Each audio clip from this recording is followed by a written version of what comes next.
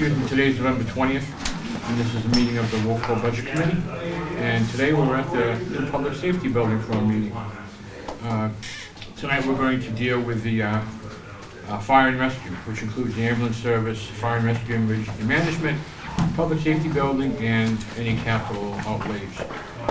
You'll notice that our secretary, Leanne's here this time. She's going to be running a little late. And if anyone has an objection, I told her that she can do the minutes from the recording by the TV, by WCTV. Does anyone have any problems with that? Okay, great, thank you. Okay, if you'll join me in the Pledge of Allegiance. And Mr. Bell, if you'd lead us this time, I'd appreciate it. I pledge allegiance to the flag of the United States of America and to the republic for which it stands, one nation, under God, indivisible, with liberty and justice for all. Thank you, Mr. Bell. Okay, public comment, please. Anyone with any public comment? Yes, ma'am? You can just identify yourself, that'd be great. I can just stay right here. Sure. Yeah. Okay. My name's Karen Burnett-Curie. I'm from Wolfeboro, and I want to make an observation that joins together the select board's discussion about the budget and what I've observed so far from the budget committee. And I did watch. I wasn't able to attend Monday's meeting, but I did watch it on TV.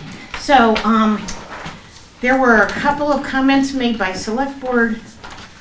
different select board members about how, as a result of having two default budgets, we might need to do things differently because we needed to kind of show to the public or communicate to the public or whatever some differences in order to avoid not doing another default budget. The other comment that was made, and I want to represent this one accurately, was that the difference between the budget committee's budget and the select board budget was de minimis. Now, that was intended to represent the fact that the difference in the numbers between the two committees were not substantively different.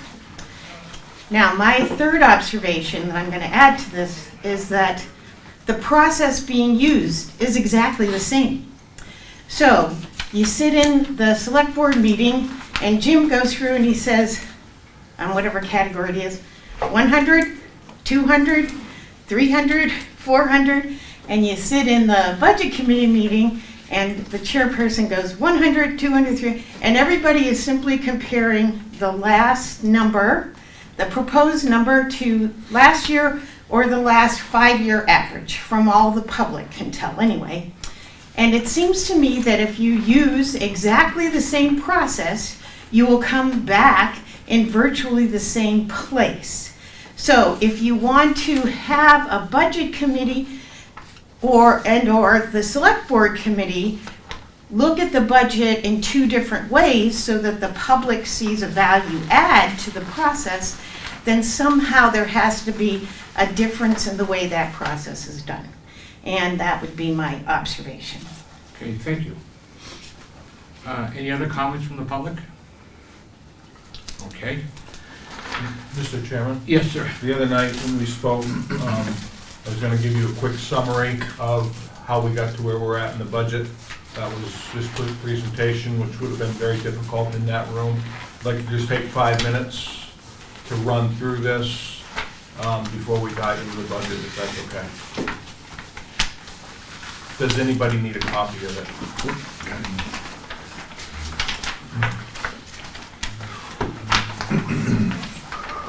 I'm going to ask the whole committee.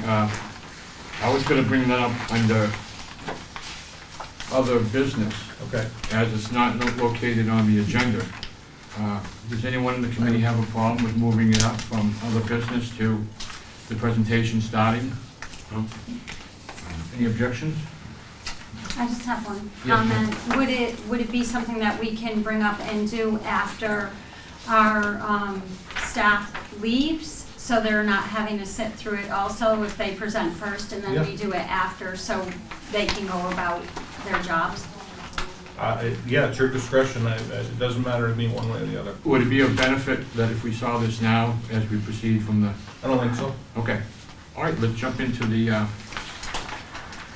guess the first thing we have is the ambulance. So, I apologize, I noticed this afternoon at 2 o'clock that the ambulance budget that you had actually had the backup from the public safety building in it. I printed off updated copies for you. Tomorrow that will be uploaded to the webpage. So that document that you just received that was in front of you tonight should summarize everything relative to this. This is a new budget. As you recall, last year there was a warrant article for the establishment of an ambulance service. As a result of that, we've hired a deputy chief and we've hired 3 additional firefighter EMTs. There'll be a warrant article this year to hire additional staffing by another ambulance. And also some impact negotiations are taking place that are all cost items. Had a quick conversation with the chief today. We reviewed some of those costs. We are getting a good handle on those numbers, which we will begin review on Monday night with the Board of Selectmen, Monday afternoon. And I just would like to introduce Deputy Chief Evangelista. He started with us back in August, and he has really taken the bull by the horns on this matter and has got us in a position where effective January we'll be able to start doing some ambulance transports. So you're going to see some large numbers here. There'll be an offsetting reduction with the ambulance service, not the full amount, or the contracted ambulance service, not the full amount. And in 2027, we will be fully away from the contracted ambulance service. So the chiefs will be able to answer those questions. This particular budget includes OR personnel, and I believe it equates to $745,898, which is an increase of $469,000, which most of that is from the contracted ambulance service. And again, we have no real history here, so these gentlemen will be able to answer questions that you have as you go through the budget. Jim, if I can ask you, this is a brand new line item, a brand new thing in the budget for 2026. So this additional money that's going to reflect in the budget, the increase is something that the voters voted for to establish this, is that correct? Yeah, so when we go to build the default budget, right, one of the issues here is we funded the positions, the deputy chief's position for 8 months. We funded the firefighters, EMTs for 6 months. So if we land a default budget, we aren't going to have the funding to be able to pay for this staffing, so we'll have to do some game time decisions on that, which we're strategically planning now. But at the end of the day, you are 100% correct. When you go down through this, you will see no 2025 history other than the contracted ambulance costs. So what's the total we're looking at as an increase that we didn't have to pay for 2024, 2025, the new money that's in the budget? New money for this? Yeah, that's never been in there before. That's the $469,000 for those 4 staff members and associated equipment to operate those 4 staff members. No, mind you, minus the healthcare cost, which is in that standalone personnel administration line. And this to be a revenue generating service that we'll provide. So last evening, the Board of Selectmen adopted the ambulance rates based on state law, which allows for 350% of Medicaid, 325 of Medicaid. So we've adopted those.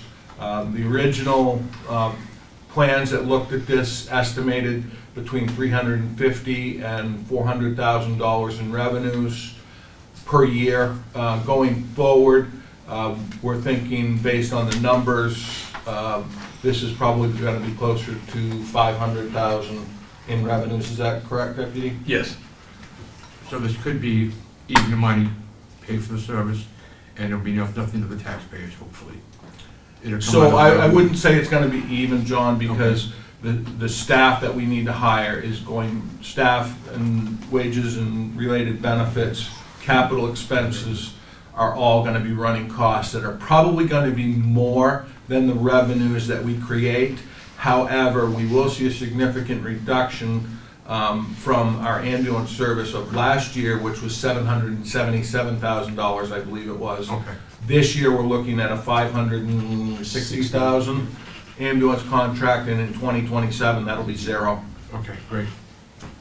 Can I ask you something on that? So just because I know it might seem I'm skipping ahead, but if I go to that line 350, and I know that at the select board level, you had taken that 560 and the select board had decided you guys were cutting it down to the 275,000 back to that. Is that because you don't need it for part of the year, or? No, so there was a conversation about bringing the budget number down. Okay, So the Total. total budget number down. So we looked at it and we said, look, this is an option to be able to bring the operating budget down by $275,000, make it a standalone warrant article for the balance of that. That's what was discussed 2 years ago. The Board of Selectmen decided not to do it because of the no means no situation. We're still concerned about the no means no situation, but if the no means no comes up, we at least have an ambulance in-house that we can tee up primary immediately and provide ambulance services to the community. We do not want to do that. We think there's a risk associated with that. okay. Our goal here is to be able to operate the contracted ambulance for the balance of 2026, part ways at that point, and have a turnkey 100% on board of the ambulance service January 1, 2027. So we're roughly talking about gambling $300,000 of an ambulance service that if it is voted down and no means no, what is the, what are we doing instead? So we will have an immediate conversation with the contracted ambulance service, and we would get our fire department ambulance service running sooner than later as primary. So what are the odds of just getting it running sooner than later Yes. before we, okay, it's a, So right now, our concern is we want the staff to transition into this slowly so they begin to get comfortable with patient care, and then okay.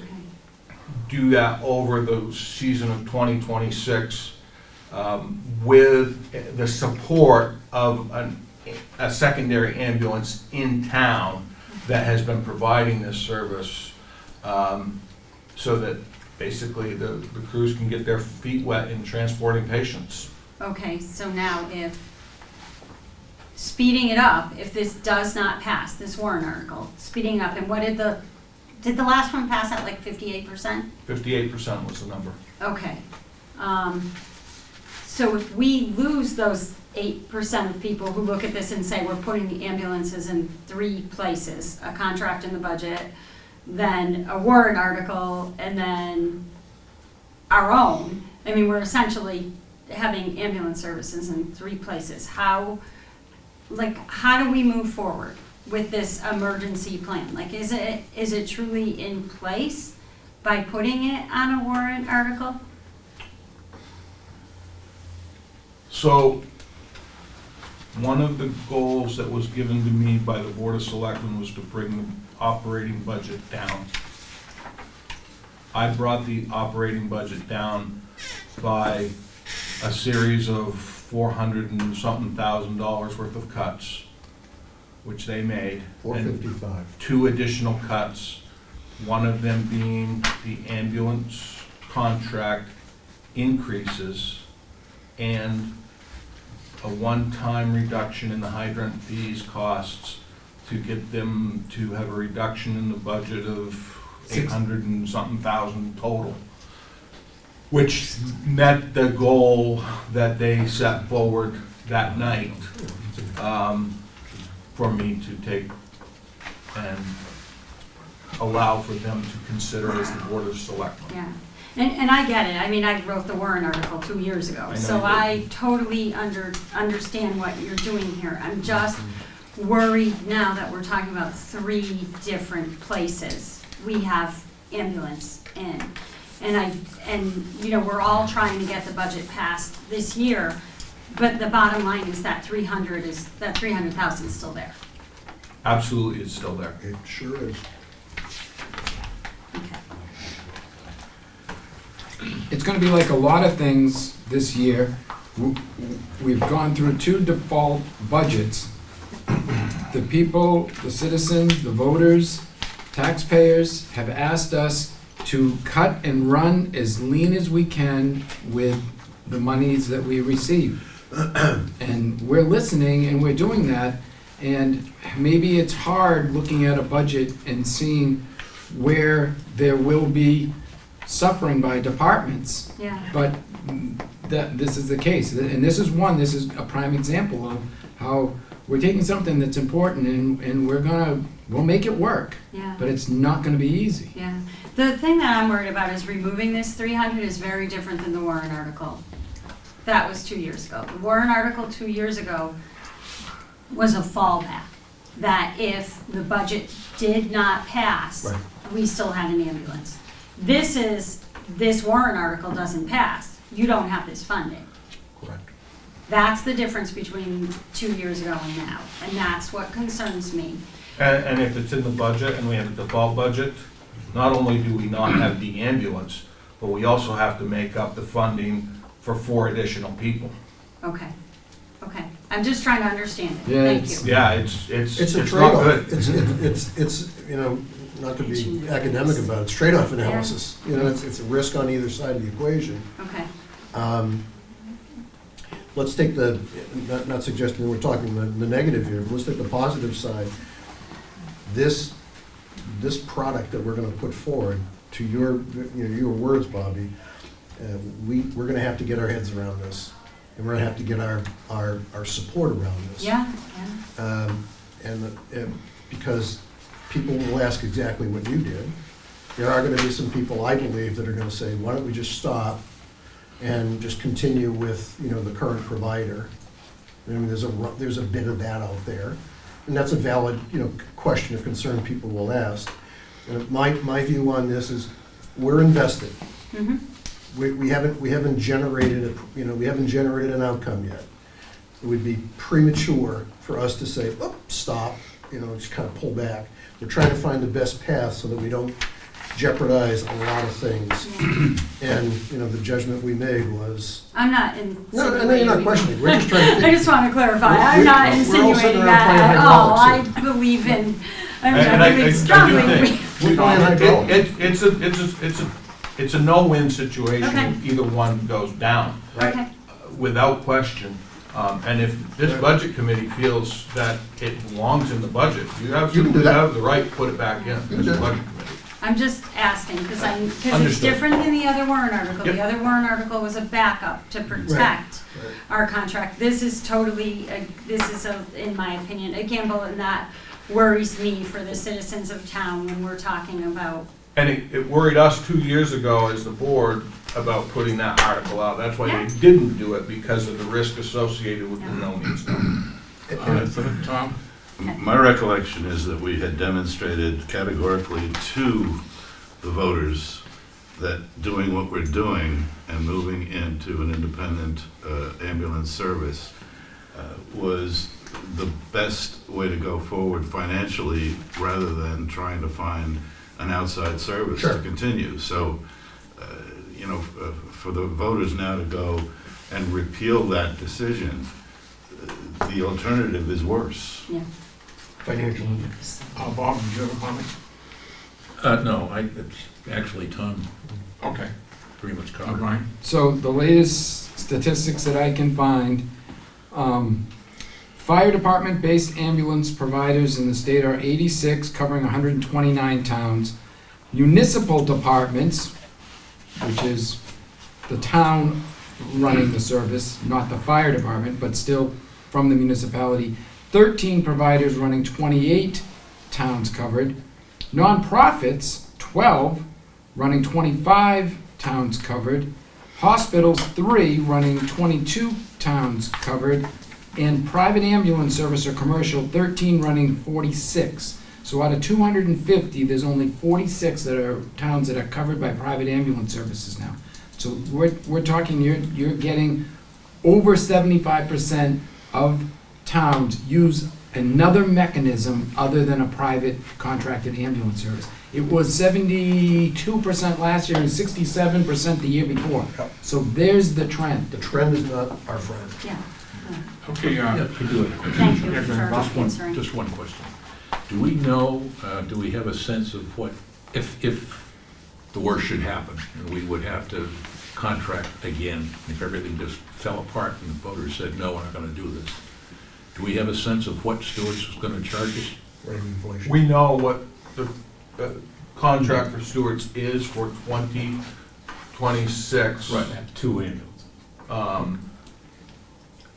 Which Again? is what number? 808 something. Yeah, I know about that, it's that step up thing, but that was based on the fact that we were eventually gonna, We can't lose sight of the fact, I think, that Stewart's has said, at the end of 2026, they're done. With 911. so there is no negotiating with them. For, If let's say. we would presumably have to put out another RFP, and they have indicated they wouldn't reply.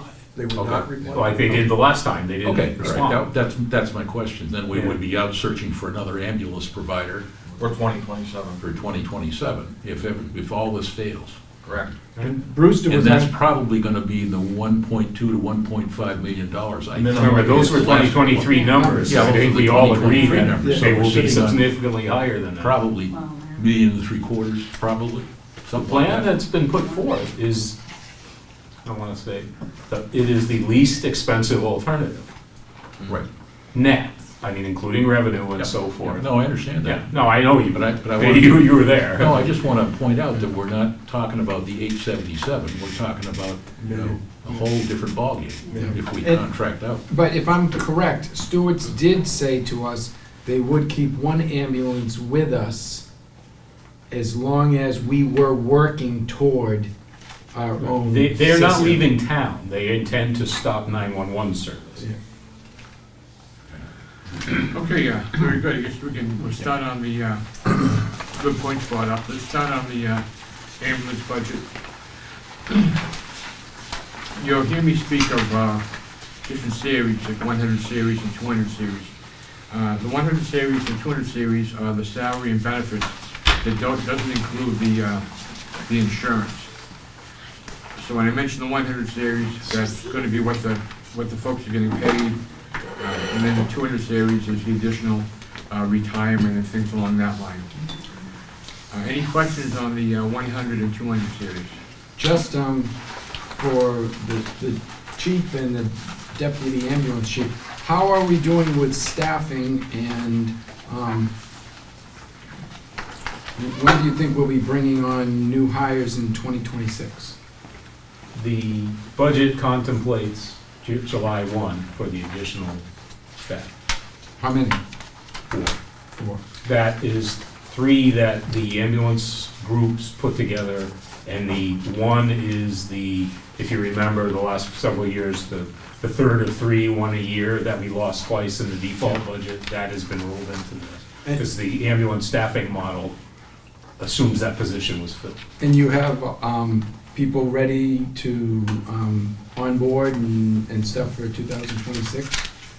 We haven't started a formal process for 26 yet, but obviously as we move closer to that, we will be doing it. So, Brian? John. I think, and not to put words in Brian's mouth, I'll put it in mine. I think the question is, are we on plan? Are we on the trajectory to meet our staffing goals that you guys have set? Yeah, because that That's was, the net question. that was a big discussion during our ad hoc ambulance service, and it seemed like it was gonna be a fairly easy lift. So are we on plan to meet our goals? We were able to hire the 3 that were approved from the warrant article, and Yep. they'll all be ALS providers by the end of the year. We have one opening due to retirement, but that has nothing to do with the ambulance service. So you're on plan. So the answer is yes. Yes, sir. Mr. Loman. I have a question. So are we in a position, let's get right down to it. January 1, are we going to have an ambulance on the road with qualified personnel? Yes. Yes or no? Yes. Thank you. If you'd like to see it, it's in the other room. No, I know it is. I know it is. But it's sitting there. Yes. I'm saying, are we going to be out on the road doing calls and all that stuff Yep. with Yes. qualified personnel as of January 1 of 2026? To be technical, January 5th, but yes. Okay. No, that's the Monday.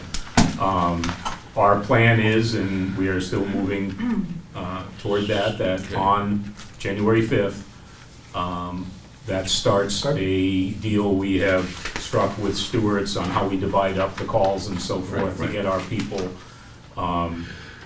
with more hands-on experience, so as we go through the year and gear up for 2027, where we're doing the whole thing, we have a comfort level and have worked out any kinks that we may come across and are ready to rock and roll. So then that is the basis for reducing the ambulance Correct. fees to $275, correct? The assumption being that we're going to be running one ambulance. Yes. Stewards will be backing us up, if you will. Yes. With another one, with their ambulance. Is that correct? Thank you. Okay, any more questions on the 100 series? So Chief, that 412,801, what will we have for staff for 2026 for total? I'm sorry, I didn't, You've got $412,801 for salary. How many staff does that include? How many guys on that? It's 4. 4, okay. It's the deputy chief and the 3 firefighter EMS providers that are accounted for in this budget that fall under his operations to operate the ambulance. One of the things that you will continue to see going forward is, so that we're transparent, the cost to operate the ambulance and the staffing for that will be in this budget. So if anybody asks, what's it cost us to run an ambulance? It's the deputy chief, it's the 6 personnel, is it 6, whatever that number is, and the associated equipment are all gonna be in this operating budget. So anybody who asks, this is what it costs us to run that ambulance. Okay, thank you.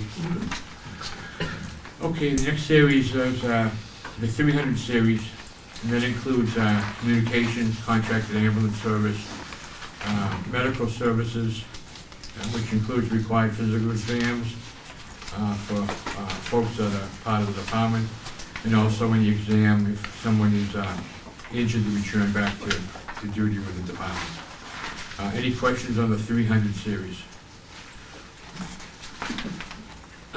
Okay, the next one would be the 400 series. That includes vehicle maintenance for the ambulance, car 2, and the loaner ambulance that we're going to have. It also includes the communication maintenance, which includes pages, portable radios, Vector app annual subscription, Wi-Fi cost, Knox Connect cloud license, cell service, a modem with installation for in ambulance 2. And also just the main machinery maintenance of all the vehicles. Any questions on the 400 series? I have one. Yes, ma'am. On the vehicle maintenance, the communications, you guys had asked for 27,000, select board approved 1,200. Could you explain that? So when the chief submitted his budget contemplated all of the existing staff and all the proposed staff for 2027. Okay. When it came to me, I sat down, I backed out all of the costs for the new hires in 2026 in favor of that warrant article that is gonna lay that out. So he gave a comprehensive budget of what everything's gonna cost, but we were doing that in the warrant article So will the warrant article be this year or next year? this year.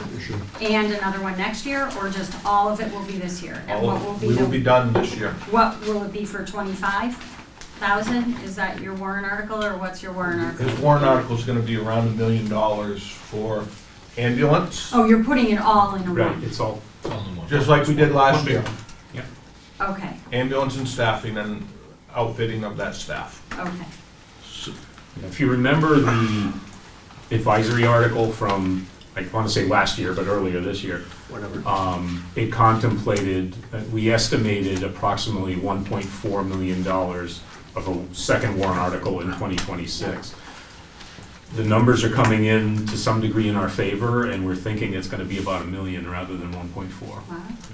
Mr. Longman, do you have a question? Yes, I just want to clarify in my own head. Originally, the concept was to have a separate warrant article for the new ambulance, all by its onesies. No. Yes. 600,000 some odd. It's been rolled into that entire cost the whole time. You may be thinking of the CIP where we Oh, yes. broke that I'm out sorry, I'm sorry. for future years. You're correct. Because that, at some point in the future, we're into a replacement schedule. I gotta take my CIP. But yeah, when you said that number, I said, I know we got that. And so there is. So the labor for the crewing and the ambulance costs are all bundled up in that one Yes. warrant article. 103,547. Can I just quickly then, all the 600s and stuff, are they all that you had a very different amount than you guys approved? That's all gonna also be thrown in that warrant article? Correct. Okay? And so the folks at home know, the first 2 years, when you start a program like this, we are going to have some capital expenses. But there was analysis done, and we're thinking on about a 4 or 5 year break even where the capital is then absorbed. And then from then on, with revenues, we should be running leaner than having a contracted service. So it is gonna take a couple of years to get to where we wanna be, but it's going to be good for the town in the long run. It's like the solar that's on the library. We put that money out, but in 3-4 years, we're gonna be, that will be paid off, and we will be collecting, a positive cash flow without having electricity for the next 15 years or 20 years. Okay, thank you. Let's John, move on. John, real quick. I'm sorry. And Yeah. the other thing I want to mention too, and Chief, you can elaborate on this, there is a couple grants sitting out there that we have, I'm assuming we haven't heard anything, Right. but that's good for the public. We have applied, since we met last, for an Assistance to Firefighters grant, which is through FEMA, which would, if awarded, pay for the cost of the ambulance that is included in that warrant article. It's essentially a 90-10 split, but it effectively pays the cost of the ambulance. There's been a bit of a delay with the shutdown at the federal level. The website's back up. We're still in the running. We haven't been awarded. We haven't been denied. But we've also, this summer, applied for what's called a SAFER grant. If awarded, that would pay I believe at the first year, it's 75% of the cost of the additional staff. We could get both of them, we could get one of them, we conceivably could get neither of them. But we're still in the works. I don't know how much of a delay the government shutdown may have caused in the awards process, because the site just literally came back the other day. And I'll be honest, I'm looking at it twice a day, waiting to see if something changed. But so those possibilities still exist. And if either one of them is awarded, it would be a significant benefit towards this cost. Brian? Yeah, and Jim, perhaps I've been looking at this, trying to figure out how I'm looking at it wrong, and I'm sure you can help me, but looking at this sheet with the highlighted numbers, and I'm going back to the 100 and 200 series, I just can't reconcile those numbers with this budget line. Looking at the 100. I'm gonna have to get back to you on it, Brian, so, I've gotta go through it. Gotta find the pen first. Here, I have a school care. So we get something in this suit there. Okay, we're all set on the 400 series, 500 series, excuse me. Let's move on to the 600 series, which includes some service tools for the ambulance, EMS supplies, office supplies, postage, maintenance supplies, cleaning supplies, gasoline, diesel fuel, books and periodicals, and then we've got some safety equipment for the new hires, and also some uniforms for the new hires. Any questions on the 600 series? Okay, I'll move on to the 800 series, which includes travel to meetings, professional development, paramedic training, AEMT training, and some other miscellaneous operating supplies. Any questions on the 800 series? I just have one. Yes, ma'am. So, Jim, you have it at 30,000, and then in the department had asked for 40, and then the budget approved 20. Just curious about, I mean, when we're talking about, What line, bud? The 800 series total? yeah, the 800 series. I mean, it's specifically the professional development. 20,000 in I professional believe it development. went out to the warrant article is what. So that one was is pulled also, out yeah, in- okay, just because it Yeah. didn't say I that. think it's reasonable, is it reasonable to assume, Jim and Tom, that if it says TM removed, it's highly likely that it's It's in going the on, warrant article. it's going on the capital side? Okay. Correct. The On the TM, warrant town side. manager removed. So, yeah, so if you see TM removed, it's moving out to the. No, warrant. I understand that, but that wasn't on there. It still was at 30, and then you guys have it at 20. So there just was a $10,000 difference I was asking Yeah, about. and as Mr. Wellman stated, I mean, the hard part is Excel does not communicate with the Unity Smart, so it's multiple entries taking place, so the reconciliation might be off a little bit. Okay. I will review it and make sure it's balanced, but the Unity Smart is the Bible. So you didn't cut 10,000 of professional development, it just is not talking to each other. Sounds that way. Okay? I'll be very honest with you, I don't remember. Okay. Thank you. Just for the public, Jim, make sure I'm making a correct statement. All this budget, all the town budget is on the webpage. It is. It is. It is, there's a primary link, and I think you can also get to it by going to the selectmen's page. And they'll have, what's available is everything that we have available in our budget book. Everything, yep. Thank you.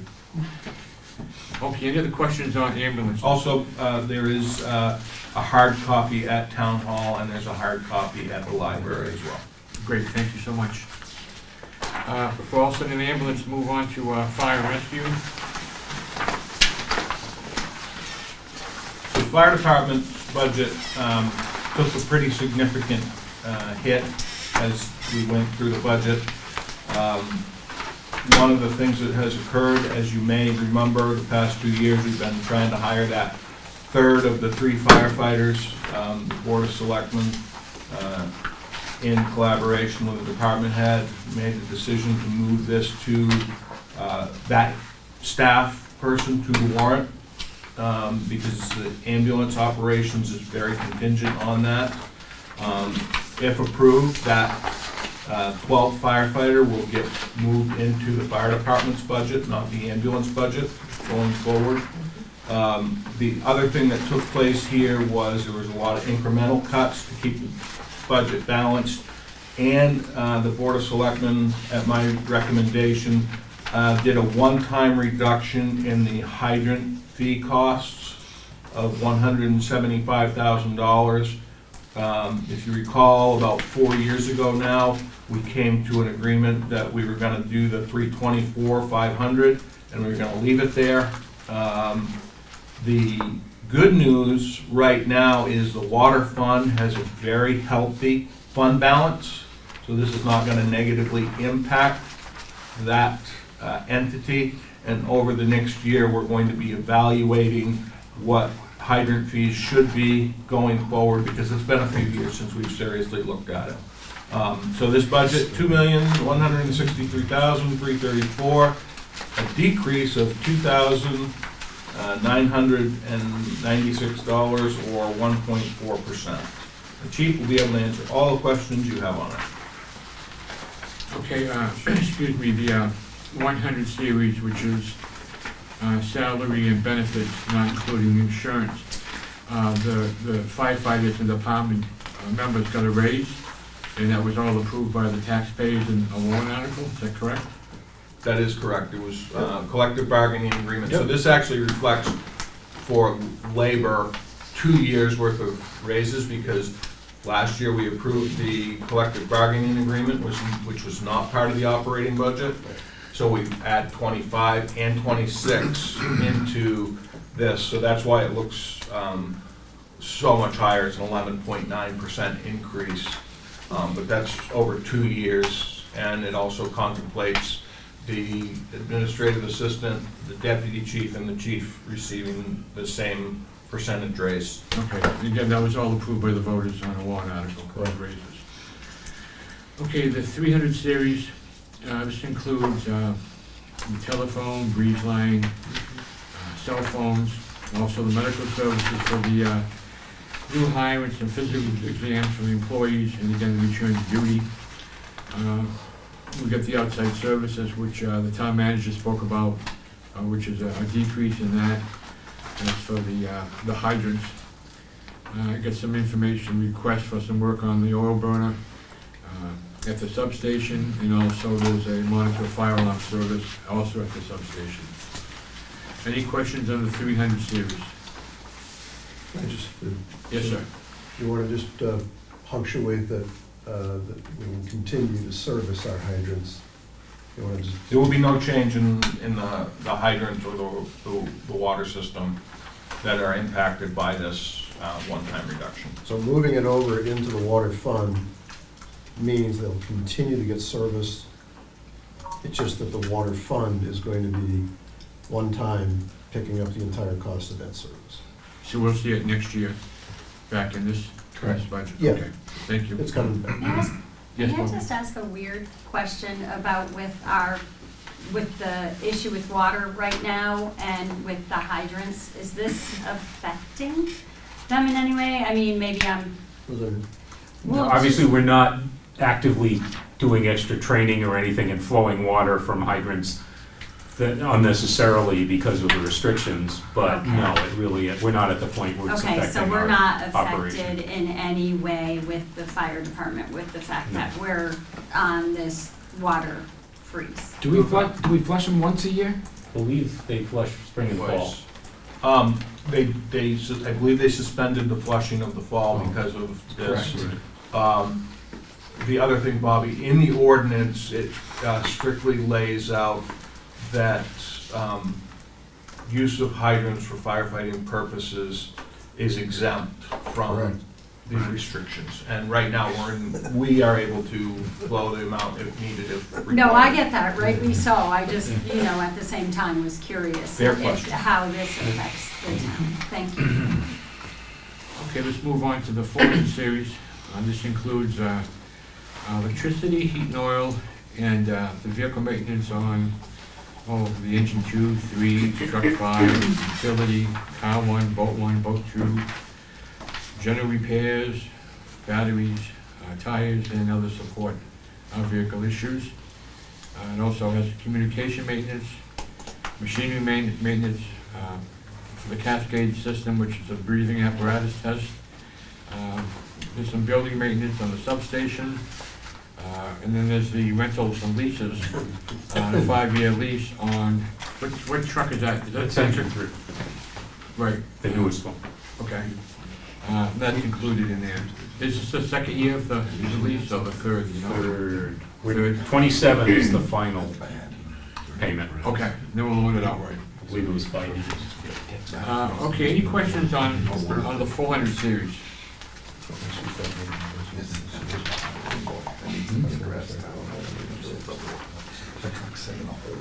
Okay, let's move on then. Do the 500 series, which includes some printing costs, dues and subscriptions, NFA, PA Department membership, Osprey Valley Fire Mutual Aid, International Association of Fire Chiefs membership, Hampshire Association of Fire Chiefs, code subscription update, which I take is used for inspections. Yep. Then the miscellaneous association dues and subscriptions. I just got a quick question. The folks may want to know about the Ospey Valley Fire Mutual Aid membership, what that gives us.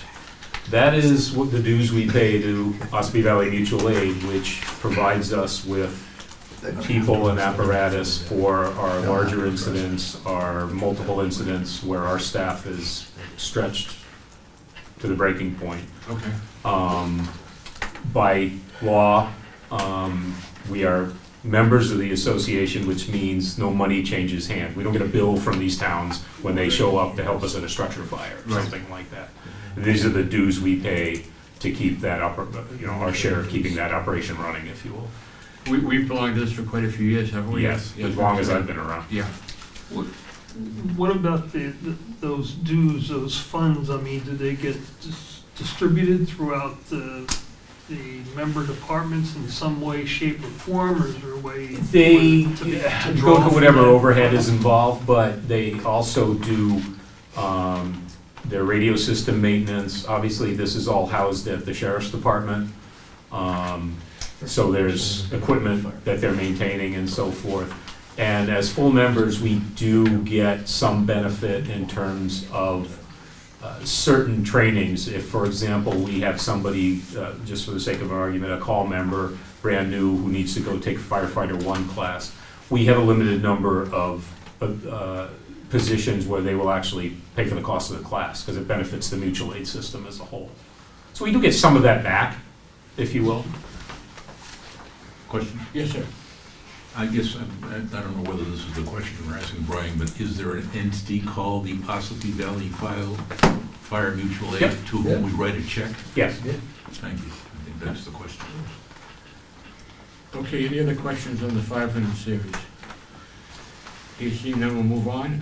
600 series, that includes firefighting tools and equipment, such things as nozzle, valves, batteries, chains, and blade repairs, general firefighting supplies.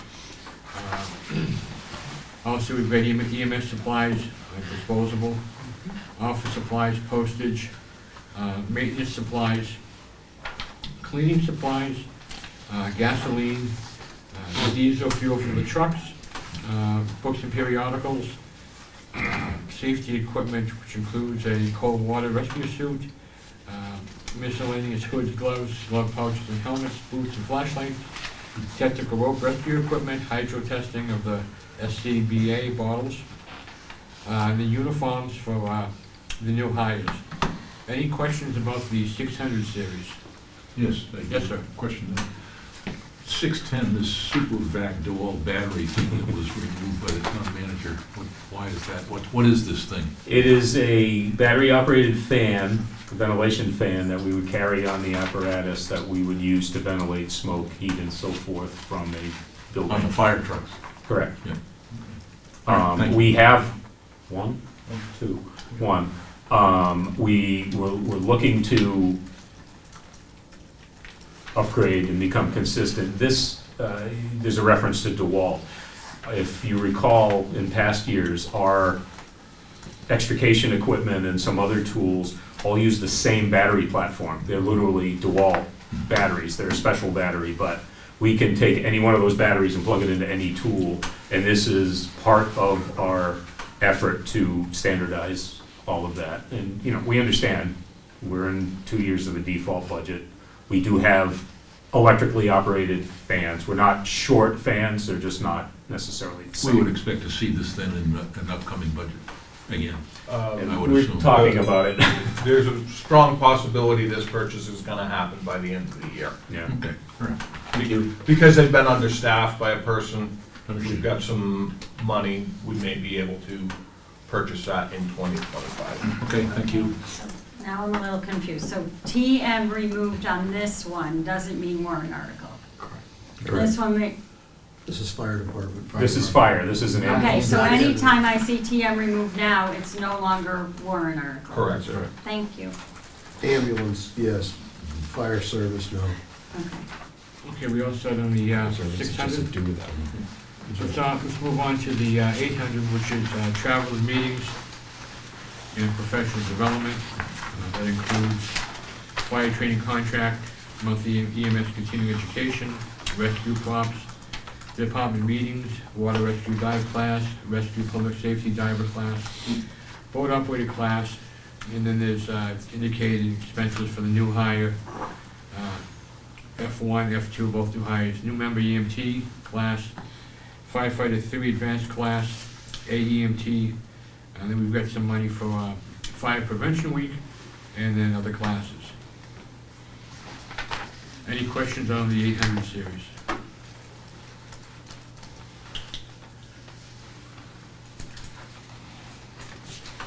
Okay, Jim, what do you have for a final total and the decrease in this budget from, I guess, last year? It's a decrease, right? It's 29,000? 29,943. Okay, so 1.4%, Yep, decrease. 0.4% decrease. Very good. Mr. Chairman, Yes, sir. I kind of segue off of Brian's question. I see at the end of these pages, the 2,163,334, and then on page 3 of kind of the next section, it shows that department head asked for $1.6 million and were approved $2.2 million. Could someone explain? I need page numbers. Yeah. Well, it's, okay, so you got the $2,163,334 for 2026, and after the first section. That's Okay, the total. so I And can then- catch you and then right now. Page 3. So that includes health insurance, workers' comp, life and disability, and the other one that we backed out to the personnel administration. So you see the 2,115,000, that's fully loaded. Mhm. But we backed those 4 items out of the budget and put them in the standalone personnel administration budget, which brings this budget down, salary and benefits less insurance to 1.63. Interesting. Thank you. Yep. Okay, so the accurate number you have for this budget, could you just give that to me? The accurate number for this, I can just make my correction on my page. 2,181,746 is based on the MuniSmart Select Board approved budget. 186, sir? Yep. Okay. I have a question. Yeah, just one. Oh, no, okay. Excuse me, John. Yes, sir. I have a question. I'm sorry, this is down there. It's okay. So, on this budget, under 820, new members EMT and 2 people getting the 8 EMT, is that separate from the paramedic class and the ambulance budget? Yes, that would be, for example, existing staff who are basic EMTs, and we are able to get them to upgrade to A and so forth. That's separate from the ambulance staff, if you will. Okay. Just for history's sake, as we went through the hiring process in 2025 to add those 3 positions, setting aside the deputy for a minute, we ended up with, let me back up. We've tried to hire people rather than certifications, people who'll be a good fit and fit into the community and so forth. 2 of our 3 hires were basic EMTs. So you'll see in the ambulance line, we were able to secure a vendor, and the deputy will tell you, every Tuesday since before Labor Day, they're sitting in this room taking the AEMT class. That was kind of the workaround with that situation, and that puts us in a position that in January, we will have 4 additional ALS providers. This is essentially for either existing career staff who are still at the basic EMT level, who we want to upgrade to advanced EMT, or perhaps a call member or 2 who want to do the same thing. And if, in the new hires for the ambulance, if they did happen to have the paramedic certification, could you kind of pull that money over to existing staff that wants to? I don't know that we can move it from a warrant article to quote unquote, but the intent is that the money you saw in professional development, the ambulance line labeled paramedic class, presumably if we're able to hire a paramedic, we don't need to send them to class, but that will pay the cost of an existing staff member to upgrade from advanced EMT to paramedic, which is, we've assigned that as an ambulance expense because that's why we're doing it. We actually have right now two, Mr. One, Gatherham's Tim's one of them. in paramedic school right now, which is a very, very intensive program. Heavy lift. Two now, hopefully a couple next year as well. We've kind of got two existing people tentatively teed up for next year. So this basically is a worst-case thing, right? Yeah, it gives us the option to. I understand, but if you get lucky in terms of your hires, Yeah. then you won't have to spend the money. So we should see something in the expense reports down the road if you are able to do that. If not, you got your stuff covered. Right. Okay, thank you. That's okay. I just have one more question. Can you, just because I've forgotten, and I apologize about that, can you explain the 80,000 of overtime again to me? The, Which one are you looking at? where it's the holiday at 9.6 hours. Okay. And I know Yeah. you've explained it So, to me before, I really have sure. let the information go. Obviously, as you know, our staff works a rotating schedule, Yes. except for us. And because of that, there are town-recognized holidays that fall on their duty day. Some don't fall on their duty day. The 9.6 is what's paid to an employee who is not working, scheduled to work on that holiday. That's their holiday pay. We get the day off. They don't necessarily do that. On the 24 hours is a holiday where it falls on their work schedule, and they are here working on Christmas or whichever holiday it is.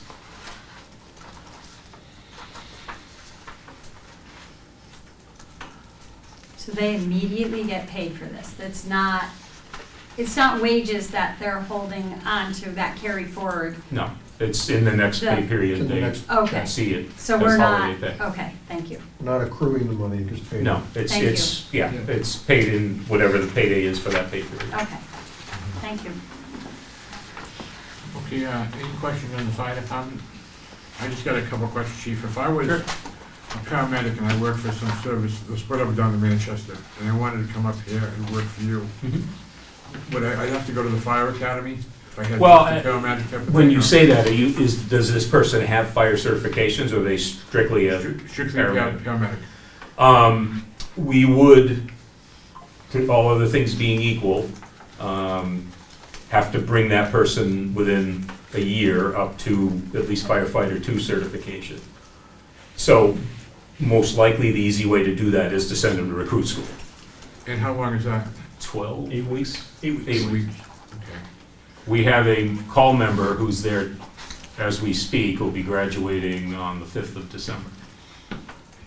So it's pretty hard to get a job with a fire service if you have no experience. If your kid out of college just got a regular business degree, it would be very difficult for them to come on board without. It different would be, certifications. because again, as a primarily now career organization, we need people who can hit the ground running. Right. One of the benefits, I think, of our call member program, if you will, is it allows somebody who's interested in the fire service to, over time, build up those certifications to put them in a position of being eligible for a full-time job. I did that. A couple of our current employees, 3 or 4 of them started as call members here, and in some cases somewhere else. I'm not Now, sure are when you you use the actually phrase trying farm to get- team, but it's very helpful. It gives them the ability to do that kind of on their own time frame with their own personal lives and so Right. forth. Once we hire you as a firefighter EMS provider, by law, we have 364 days to take you off probation. So there's a lot of pressure on that person to Right. get these things done. Are you actively recruiting part-time members or call members? We are to an extent, but again, with the default budget, Right. we can't necessarily hire new people. We've been able to retain several, we have 9 call members today. A couple of them are full-time firefighters in other communities. Okay. Several of them have 15 and 20 years of service with us. We do have one fairly new member. Like I said, she's at recruit school now and will be graduating in 2 weeks. She going there on her own time? Or are we paying? No, we pay for training for our Okay. call members. The call staff, if you go back and look at the budget, there's an hourly rate that we pay the call members Yeah. for training, for calls, for meetings, and that kind of thing, based on their level of certification. Okay. So the more certification they get most of our certifications, we give them a 10% bump. You go from Fire 1 to 2, you get a 10% bump. Okay. You get an EMT, you get a 10% bump. Okay, great, thank you. I'm sorry, any other questions on the fire department? Okay, let's No, move. can I just highlight something though? Sure. Can you use that pronoun again? She is at Thank recruit you. school. I've known her since she was about this big. This is very exciting. Okay, let's There's plenty of them. move on to There's a lot of women emergency in the fire management. service. Say it again. There's a lot of women in the fire service. It's not new. No, for Wolfeboro it is though, Small so. town, a lot of women in the fire Okay, service. but we can applaud this. Okay, let's move on to emergency management. So this budget is quite stable. The one big change that you will see is there was an agreement struck between the Board of Selectmen and the library trustees when the generator went in. And that agreement was to be able to utilize the library as a cooling or warming shelter in the event of power outages. And as a result of that, we, as the town Board of Selectmen, agreed to absorb the costs of the propane to run that generator in the emergency management budget. So you'll see that in here. Thank you, Jim. Okay, so we've got the 100 series, which is clerical salaries, and also the supervisor of, part-time supervisor of emergency management, which is the fire chief, correct? I'm the emergency management director. That salary you see there is the stipend for Paul Whalen, who is one of our deputy emergency management directors. Okay. Then we go to the 200 series. First, any questions on the 100? Seeing then we'll move on. 200 series is the payroll taxes, unemployment compensation, and workers' compensation. 300 series is outside services. Then it goes to the 600, which is the general operating supplies, office supplies, propane, safety equipment. 700 series is machinery and equipment. 800 is professional development, and some miscellaneous, which is zeroed out. Any questions on the emergency management budget?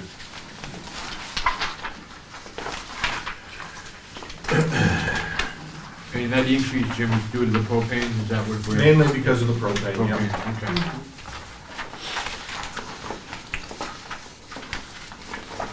So this is the one that's gonna kind of hurt a little bit. You're in a new building. Welcome to our humble abode. This building, it went from about 6,000 square feet, 30,000 square feet. And there's some costs associated with the operation of the building. The chief has put together his best estimate numbers based on information provided from the mechanical, electrical, plumbing engineer. So we will know better next year at this time as to what the actual costs to operate this building are. He's gonna be the one who can answer these questions for you. Okay, so in 2025, for the little building that we had, it only cost us $54,300, that's what was budgeted. That's correct. And now with the new building, it's gone up to $145,902.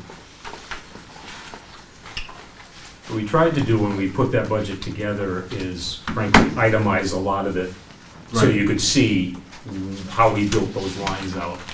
And to be honest, a lot of it is the maintenance and maintenance contracts for systems that we frankly didn't have before.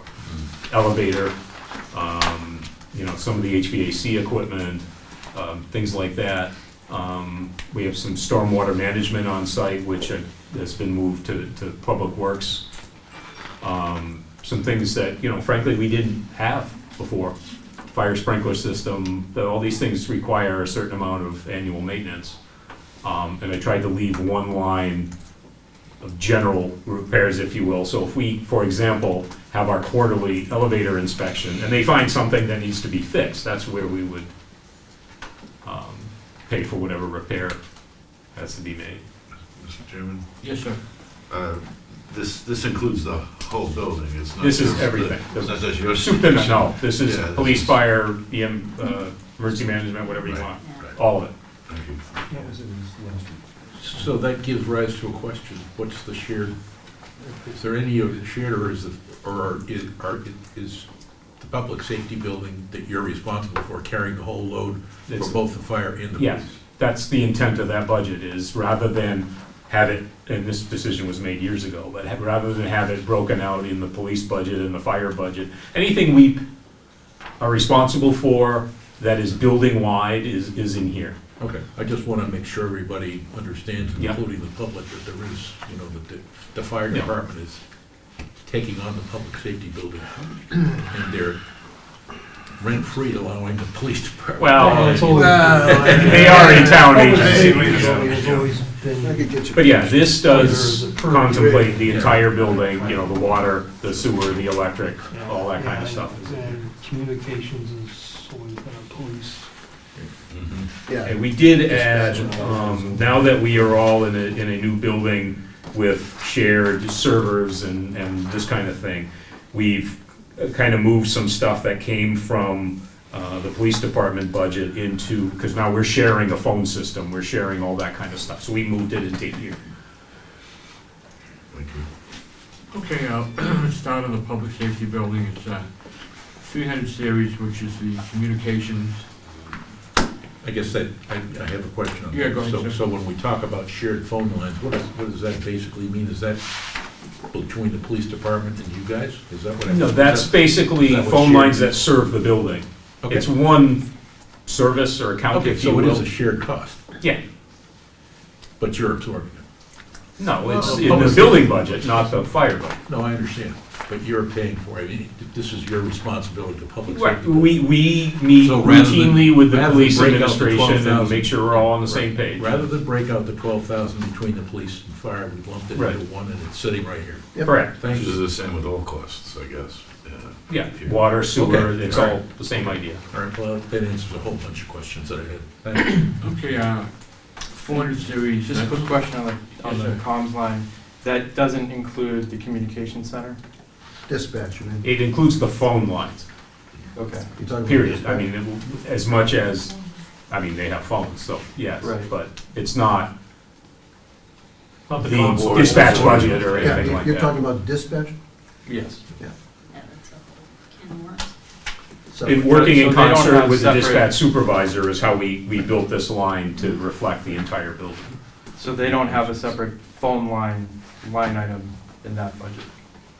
I don't believe so. Just the phone. No, they The have intent was- phones, but they're just the Hardware. cell phones that they have, NDPs, et cetera. I think that's all they have for communications. It was purposely moved completely over. That's why you see 0 in 2025, because this is a completely new line that used to be, if I remember right, part of dispatch. Okay. Okay, so you've got the 300 series, and then the 400 series includes electricity for the building, the general services, outside lighting, etc. Water, 1 meter, a 2 meter charge.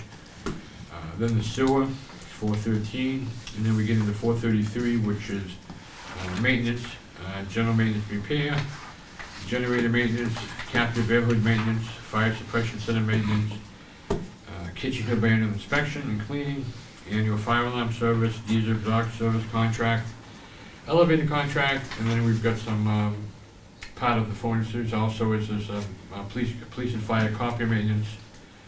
Then we go down to, cleaning bi-weekly, general repairs and maintenance, dumpster rental, pest control, entrance rugs, and then stormwater, the stormwater system has been moved to the DPW budget. We've got some rentals and leases for the copy machine also. Any questions on the 400 series? 435, Go ahead. if I may.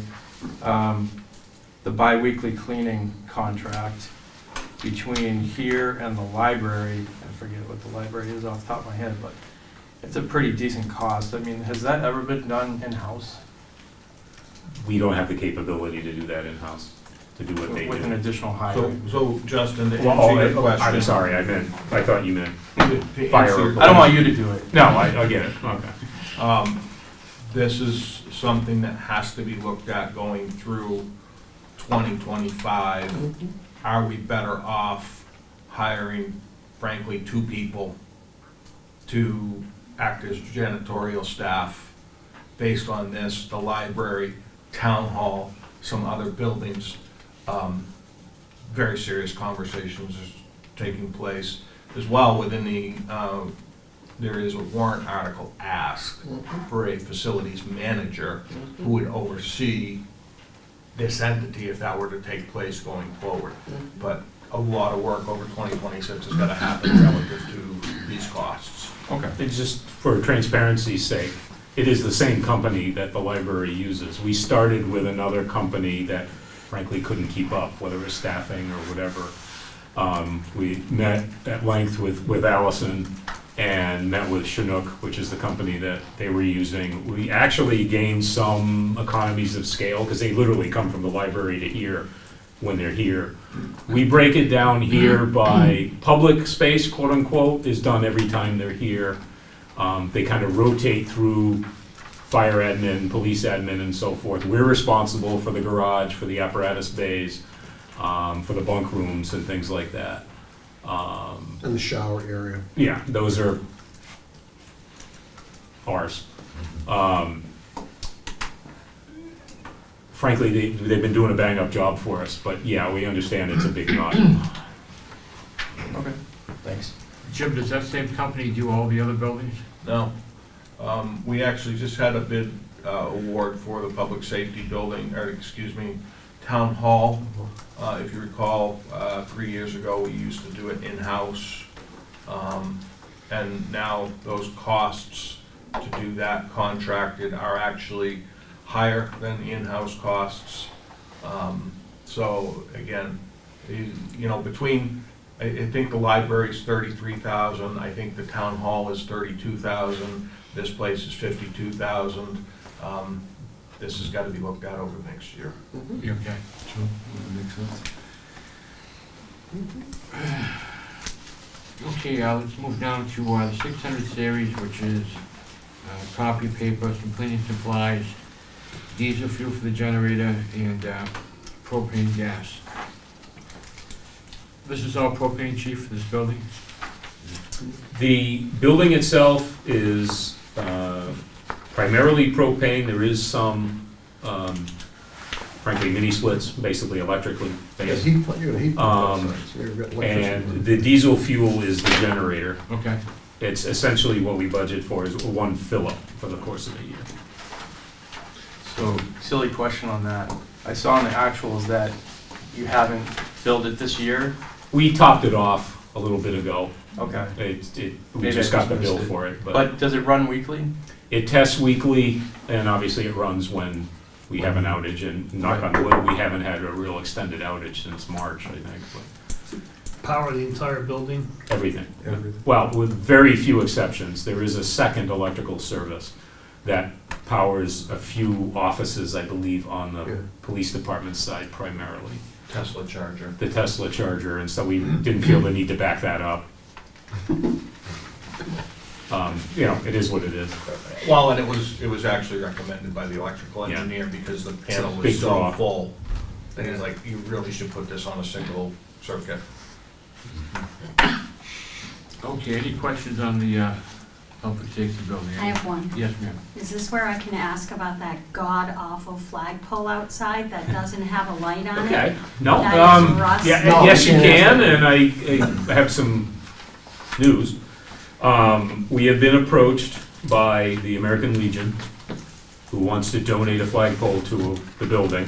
Great. Nice. I'm awaiting the actual specs on that flagpole from one of the members of the Legion. I haven't seen it yet, but our intent is to go to one, we used to have two, we're gonna go to one flagpole, which is designed for 3 flags. Okay. We are also still talking about improving the sign out front, which would include the electrical work to either move or create a new lighting for the flag. My understanding from the Legion, the flagpole doesn't have integral lighting. We will have to light it from Okay. externally, similar to what we do. Well, there's zero lighting on it right now. No, that And- circuit is, And there's a well, flag out I can go out into the weeds if you want, but that circuit comes out, if any of you have electrical background, there's a disconnect switch on the utility pole on the other side of the driveway. A piece of not even underground rated Romex runs down the pole into the storm drain, Oh. through the culvert across the driveway, pops out and feeds the sign, the monument, and the flagpole lights. When we discovered that during the construction, I was able to ask CCI, and they provided us with a 2-inch conduit from the pole under the driveway, and it dead ends right next to the stop sign as you go out.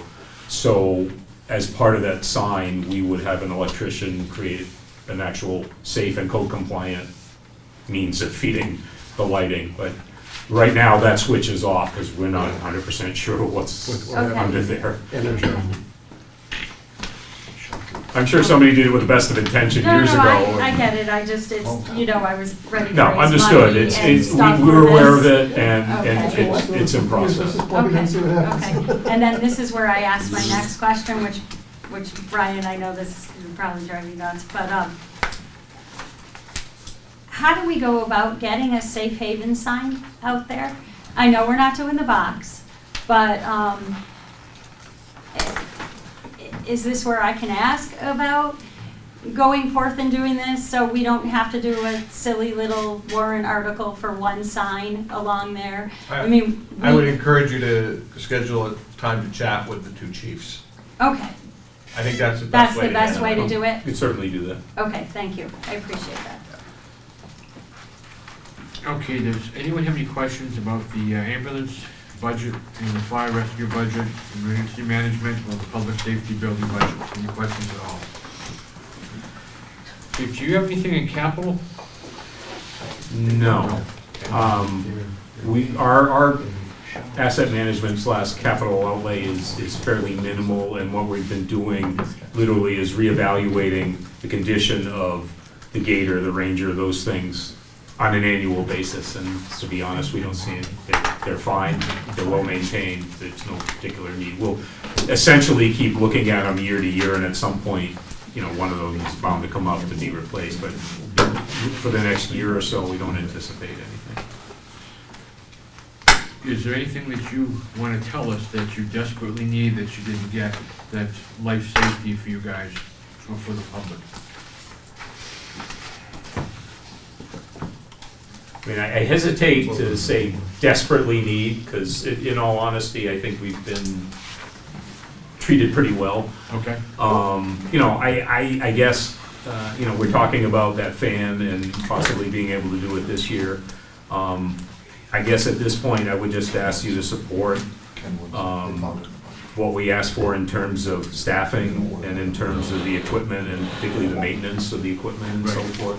I think, having sat through some of last night's selectmen's meeting and watching some of it on TV when I got home and previous things, people are screaming at us to maintain our buildings and our equipment. And, again, we tried to itemize everything to be as transparent as we could, especially with the new building, but it's not an inexpensive proposition. How much is the fan?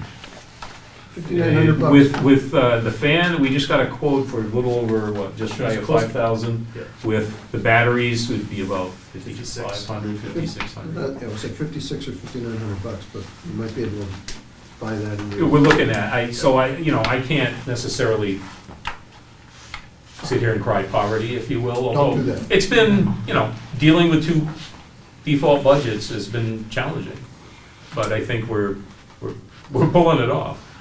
I guess there was some good news that the town manager found some money for the radios to buy. Oh, these guys had the money They had the money, okay. for the radios. They went back and they actually found a different vendor that saved the voters significant amount of money Well, that's good news. in the capital reserve fund. Therefore, we brought it forward, and I actually signed the purchase order yesterday for them to get the. And it hadn't hit the desk when we made the order, Oh, good. so they've been ordered. Yeah, we were able to work with the state bid process. If you're into radios, we've gone with the Kenwoods versus the Motorola's. Motorola's been great to us, but I know at some point you're paying for the name. Right. We've been Yeah, able they to. still mark on the same frequency, right? Sure. Yeah, okay. We've been able to talk to surrounding departments who've gone to the Kenwoods. They find them very reliable and useful. And to be honest with you, they cost just slightly more than half as much. Wow, And that's how we got to where we are. good job. We were able to ask the selectmen, and they were willing to let us buy order them now, rather than waiting till spring to avoid. The vendors were concerned about the impact of tariffs and so forth, so we were able to lock in a price. And also at the same time, with the new Car 1 and Car 2 that are coming, and with the ambulance, rather than paying to install the old radios into new equipment and then 3 months later paying to uninstall them and put new radios in, we saved $5,000 to $6,000 by not doing that. So they've been ordered, and they're telling us approximately 45 days. Bobby? So just on that, again, ignorant over this, That's all right. are there like software-related costs that every year they upgrade the software on these radios, or is it just sort of a one-time? It's essentially a one-time. Okay. The only, if you will, software cost we've seen over the years is if we choose to reprogram how the frequencies appear on our individual radio, if that makes sense. Yeah. The whole system, radio system in New Hampshire is based on a state requirement. In other words, our radios, we can talk to any fire, police, fish and game, any kind of law enforcement anywhere in the state of New Hampshire. It's just where you put those channels on the radio. Yeah. The first 50 channels are a local option, our channels and so forth. But if you go through those channels, and there are thousands of them, they're all there. It's part of an interoperability project that started after 9/11. We learned a lot on that. But we have the ability to program them where it's convenient for us. So, we've developed the graph on how we want them programmed. So once the order is shipped to the vendor, they will program them to our specs. The other banks will be to the state interoperability standard, and they'll deliver them. Okay, thank you. I guess we're all set with those budgets. Let's move on to other business, and the town manager has a presentation. So I'm gonna make this really quick. Thanks, Thank Deputy. you. But we'll kind of go through it. So, the original budget that came forward, or the last year's approved budget, $33,650,603. Department heads came forward with a proposed budget of $36,056,769, an increase of $2,406,000. I got it. And you see I made it jump by another $1 million. Reason for that jump was healthcare costs, raises, and I believe that was the bulk of it. Select board got it. They cut it back $1.5 million to what we're at today. So the overall budget, the general fund is 57.3%. That is what makes up your taxes. Okay, the Pop Whalen Fund, 1.38%, Sewer Fund, 4.1%, Electric Fund, 30%, Water Fund, 4.9%. Those entities do not affect your tax rate. Those entities are paid for by the users, and hopefully, as we go forward, they are all sustainable. So your general fund budget, 20,626,667. That makes up your tax rate. An estimated increase right now over 2025 is of 1,562,000 or 8.2%. The overall budget as a whole is an increase of 2.3 million or 7.5%. And we will go through this for each enterprise fund when you're going through them. Can I ask you a quick question on that? Just, I actually love this pie chart and everything. It's really nice, the book this year, everything. Of the electric fund, sewer fund, water fund, how much of those funds do we have sort of bits and pieces in the general fund? Good question, Bobby. So I think we have bits and pieces in the sewer fund and the water fund for the administrative allocation Okay. for the Director of Public Works salary. Okay. So his salary is 100% in the DPW administration, but there's an administrative allocation in these budgets to pay for a portion of his salary in that administrative allocation. Other than that, Bobby, I don't think there's anything else that is. Tom? This is completely clear to me, and I think it's something that really needs to be explained to the voters. There's that whole opinion of people who say, you know, why are we spending more money than Laconia? And what they don't understand, it's the 20 million or 20.6 million, not the 30 whatever, 6 million. You know, it's those other items are paid for by the users. Yeah, and I think there's just a fundamental misunderstanding or lack of understanding. The hard part with that, Tom, right, is when DRA publishes their document, they say, look, here's the total number that it cost you. You know, of the 33,600,000 plus whatever warrant articles.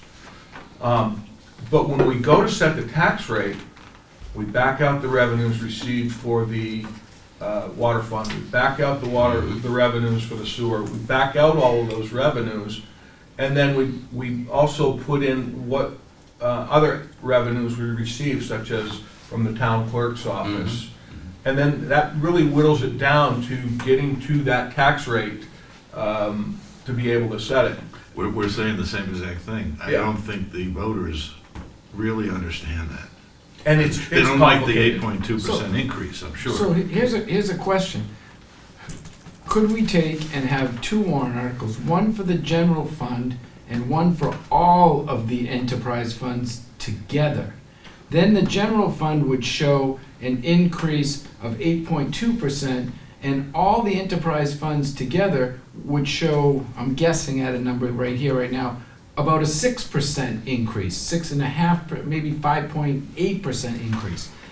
It would give the voters a look at, here's the enterprise funds, and you could give a tax rate impact for those, which would be very, very small, only because of sewer and a couple of little things, and you would show the tax rate impact for the general fund. And if you did it that way, it might make it so that someone can compare our general fund to other towns' general funds, like Laconia and other towns, to see that our numbers balance more than they think. So it's a possibility. Mr. O'Brien? So, the way I look at it is the purpose of putting these numbers in front of the voters is so they can vote. If they voted and said, I don't like that enterprise fund construct, no, then what happens the day after they say no? We could not have electricity by voting. Well, I don't know what happens. No, I'm just The rhetorically lights asking go that out. question. No, it's because they have their own budgets. They would go back and you would have, say, the enterprise funds, if they turned them down, would all go into a default budget, and it would be what they were running on the year before. All right. They would work the same as the general fund, and the general fund would go back to that way. Originally, and sometimes do this, sometimes actually break out all their individual enterprise funds and vote on all of them individually. That could be a lot, that could be very cumbersome. But it could be possible to do general fund and enterprise funds. Now you're only adding one extra warrant article, and I think, would it be a learning curve for the citizens? Yes. So is every time I get a new update on my cell phone. But you figure it out. Yeah. I think that's a discussion for us. Well, by definition, by hearing everything right, the enterprise funds, quote unquote, support themselves. That's the design objective. Well, okay, but let's assume that. So if you put a warrant article together, to your point, for all of these warrant articles, it's written in such a way that says tax impact 0. Yes and no, because, Correct or not correct? yes, correct, there would be, except for the hydrants, right? Or are the hydrants included in the, No, because the hydrants receive a revenue from the general fund. Right. It's budgeted as an expense. Okay. And it's accounted and the for on sewer revenue. doesn't matter because we do the capital with sewer with warrant articles as voted on by the citizens years ago. And the Even debt for that is even carried the in the debt general fund. service Is carried in the general fund. is carried in the general fund, Because we bond but sewer as it a general also obligation is bond. shown in the sewer budget with an offsetting revenue coming in from the general fund to pay for it.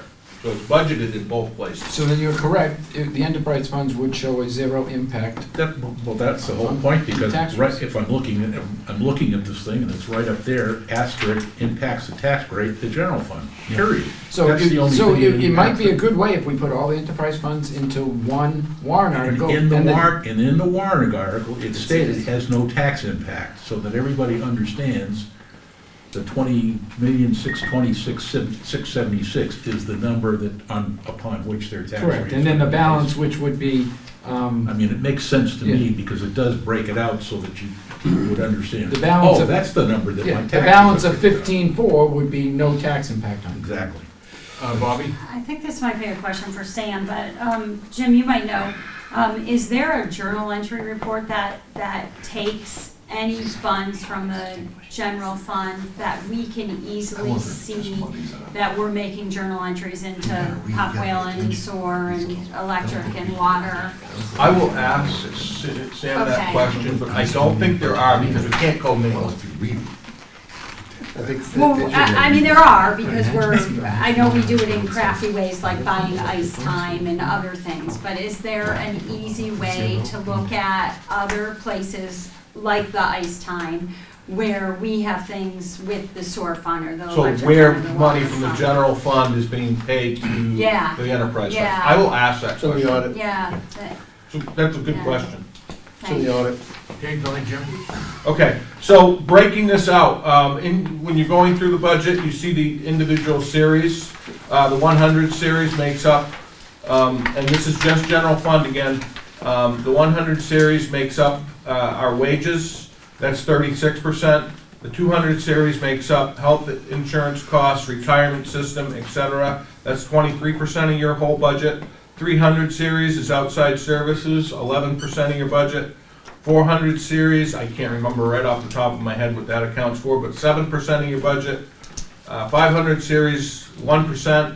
600 series, 5%. 700 series, 1%. 200 series, 800 series, 2%, and 900 series, which is your debt service, 14%. So this shows you a breakdown based on the series, where all your money is going to operate the general fund budget.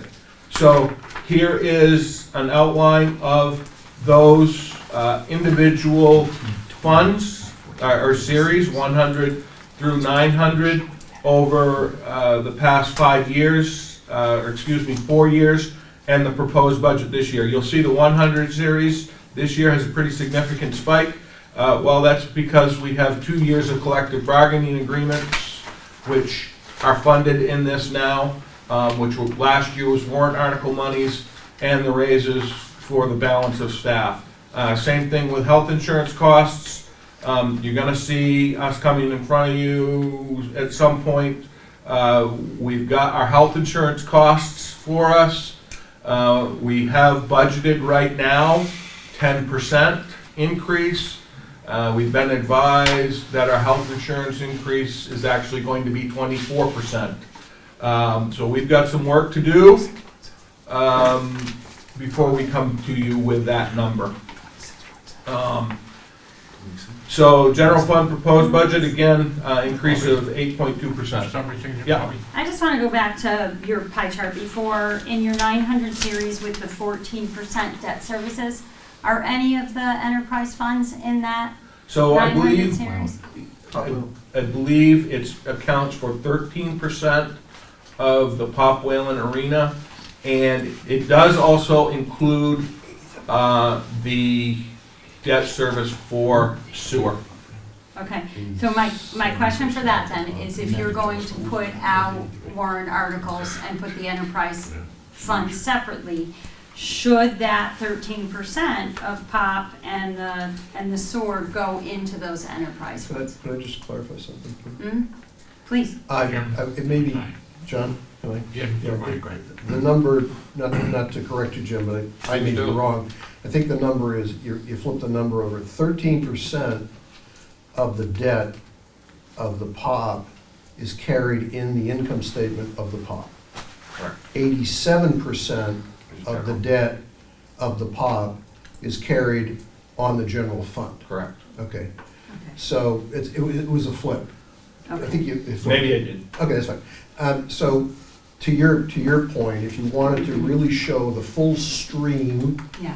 of the POP or the sewer, business, you'd have to take out those debt numbers and kind of show them as below the line entries. And the reason I say below the line is the town made a decision whenever, the auditors had no problem with it, to allocate portions of the debt to certain parts of the town, general fund.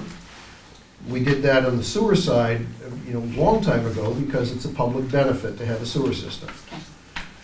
The POP, it was decided that, I believe, it was decided in the deliberative session that 87% of that number was for the public benefit of using Pop Whalen. Ergo, that debt went over under general fund. Okay? That was just the allocation rubric that was used. And so if you really wanted to, and this is why I push back a little bit on Brian, if you really want to start showing how these enterprise funds work, you're gonna be pulling things out of all different kinds of places. Mhm. And at least my personal opinion is you're gonna confuse the living bejeepers out of people. Or start a conversation that says, well, why did you do that? Which you don't want to, which, it's a looking backwards conversation on business decisions, hate to use the word business, but business decisions that were appropriately made at the time. I think people are, And the- in tune enough with things that they would be able to, Cypher, you'd be able to think? explain it to them easily. I Mr. Logan? think so. Well, I'm going to push back a little bit on you, Paul, that's all right.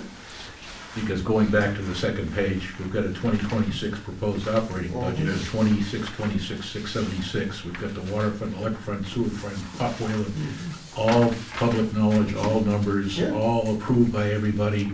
What's the big issue here? I mean, I'm going back to what you're saying, Brian, that if you take the water fund, electric fund, sewer fund, Pop Whalen, and add them up, you come up with a number that's roughly 11, 12, looks like about $14 million, $16 million, whatever. The fact of the matter is, what the people are concerned about is the $20,626,676, because that's what they're paying their taxes on. But I still say, I don't think, I'll pick a number, 60% of the people don't understand that. I understand They that, think they're paying it off of the 33. but that's why I'm Or- suggesting that the warrant articles be written in such a way that that the enterprise funds are all in one, for what Brian is talking about, with no tax impact. The tax impact on the warrant is $20,626,676. That's the number, folks, that you're gonna pay your taxes on. I mean, I really feel that way. Trying to look at it from a voter's point of view. Okay. And I'm looking at I know what my tax bill is gonna be this year, it's gonna be show of course, but okay. I don't want to say we're giving too much credit to how people review the budgets, and when they vote, do they really look at that split? I think it's more a getting the public to understand it, and it's almost an educational thing that, Definitely. you've pushed back on some assumptions people make in the granite, I think, in a letter. No, not assumptions, only facts that were not factual. Oh, okay, well, the same thing. I Only mean, facts that were aren't not factual. And, the fact is, the tax rate is based off the 20 million, not the 35 million. Then if you break it up and you go, the tax rate is based off of this, maybe it will take a little time, but people will Right, understand right. it. But Two you elections could and put they'll that in know the what warrant comes article, out. right? You could write the warrant article that way, that would explain that. Correct. Exactly my point. Yeah. You know, if the warrant article is written correctly, that's part of the education process, seems to me. I'm sorry, Bobby. So is this a good time to, because I don't see it in your packet anywhere, and I'm sure Paul and Brian know, and anyone who tuned in last night knows that there was a conversation about the unassigned fund balance, and you guys ended up voting Mhm. to help bring down the tax burden with our unassigned fund balance. Yep. So that's not in the packet, is that something you're gonna talk about? I'm not gonna talk about it until it actually gets set, and what I plan Okay. on doing, I will come forward with you with, the municipal association has a wonderful little calculator that you plug the information in, and it shows you how you get to the tax rate. So my goal Yeah, is to great. bring that forward, show you what last year's tax rate was, show you the changes made. We all saw big changes made with the reevaluation. That way you can compare at least the two side by each, to hopefully get an understanding of how we got to where we're at with the tax And I rate. think you're gonna have, you all have to do that as you present the budget to the community, Yeah. as to what the impact is gonna be. But, we voted on that last evening, but it really, to Jim's point, it's not material yet until the tax rate is set. And then we can snap out some illustrations for people. But you reported how much we're taking out of the balance to cut down the tax rate, right? 1.25 million Roughly we're speaking. taking out, which will leave us an unassigned fund balance of about 4 million and some change, which is 12% of the 2025 operating budget. That's good. Which includes enterprise funds. Correct. Yes.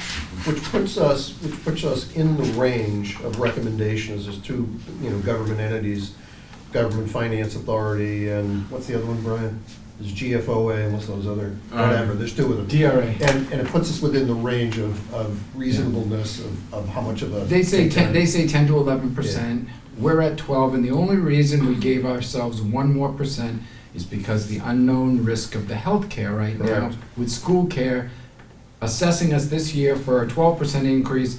We're going for 26.7% is what the increase is for next year, and they have in their contract that they could always hit us with another assessment next year if they choose. They can just, So they could tap on another 5%, 6%, 10% again next year. So Paul and I just had a meeting with the Secretary of State and the regulator for the risk pools, David Lang, today. We had an hour meeting that went an hour and a half. It was productive, and we're going to meet with the CEO of School Care next. Lisa Duquette. And so we're gonna be meeting with her too, to see what we can do. But there's only 2 risk pools left in the state. There was 4. 2 of them are gone now. There's only 2 left.